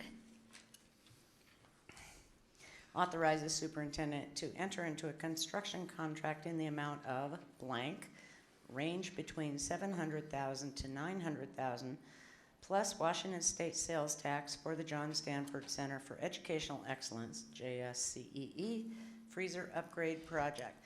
Now, this is the freezer down the hall that is bigger than most buildings. Is that correct? Chief Operations Officer Fred Podesta. Yes, it's a 10,000 square foot walk-in freezer for the central kitchen for the Which nutrition. means 10 of my houses. And it is it's a unique asset in the district. It's perhaps a little bit of a misnomer to call it an upgrade project. We'll be replacing condensers, some plumbing, repairing damage to one of the walls that has caused condensation and created safety issues for employees that work and slip in the freezer. So it's really restoring it back to full operations and kind of along the lines of major maintenance. It isn't going to add capacity. It will make it more efficient than it is now, but it's not truly an upgrade. It's replacing parts. You gave me a bit of a segue. You talked about condensation and employees slipping. Yes. How long has this been going on, and how many claims have we gotten because of that? I don't know the answer to that. It's my understanding is there was an accident with a forklift. I think more than 2 years ago, that has over time, created more air coming into the facility and moisture and condensation. So it's been a Can while. you determine what the claims history is on Absolutely. that by the time that we bring this to action? Because I think that's really valuable context. Sure. We're talking about $1 million here. Yes. And this is anybody that has an opportunity for a tour, it is extraordinary. Yeah. Director Mack. I'd also say that the safety of our staff is critical. So it's important that we have things that are in working order and not causing safety hazards for our staff. Absolutely. But it's also critically important that our food is safe for our students. And if we don't have a working freezer, that's a problem. So. Director Burke. Two questions. One of them, or question and a comment. The question relates to, I didn't see anywhere in the bar, the replacement, is it going to provide us a higher efficiency? Yes, and energy savings? the replacement condensers will be more efficient. It'd be great if that's something that we could add in. I think it's just important. The previous board put forth a green resolution. We want to make sure that we're emphasizing places where we're being kind of frugal with our energy dollars. And then the Absolutely. second one is more I guess a process question. We have a bid essentially that is, as it says, will be publicly bid on February 5th. So that is. And it was not because of the weather. The bid opening couldn't occur on the 5th, so it's going to be on the 8th now. So I guess my question or concern is that this is a document that has dollar amounts, and whenever we put something out into the public that's got a bid process that has a dollar amount, it's essentially like, hey, here's a bucket. How would you like to spend all this money? And making sure that our bids come in before we show our hand on how much our budget amount is. And this looks like it's kind of very close to that timeline. Was the due date for submission prior to the posting of this bar? The timing of this work is important. The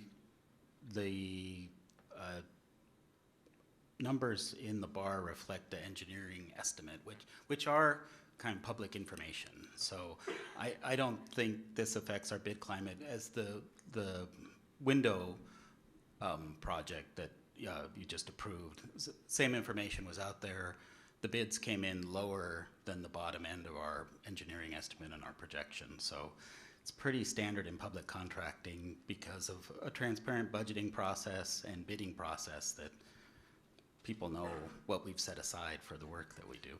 Right, yeah. I think that the thing that I want to acknowledge is that one of the things we figured out in textbook adoptions is that we were putting our public budget out there, and then we were doing an adoption, and a lot of our adoptions were like, oh, we've got a $5 million budget for an ELA adoption, and the vendors were all coming in at $5.5 million. I will say, since in public testimony the question was asked, how does the city do public contracting? And this level of oversight at the contract level gets a lot more detail out to the big community than budgeting at a higher level, and people don't see quite as much as they see here. I would have to acknowledge that point. And that's Right. why they're going to trust us enough to pass our levies. Thank you very much. I appreciate the information. Thanks so Great. much. Thank you. Other questions, comments, concerns from my colleagues? Seeing none, we are adjourned at 8 p.m.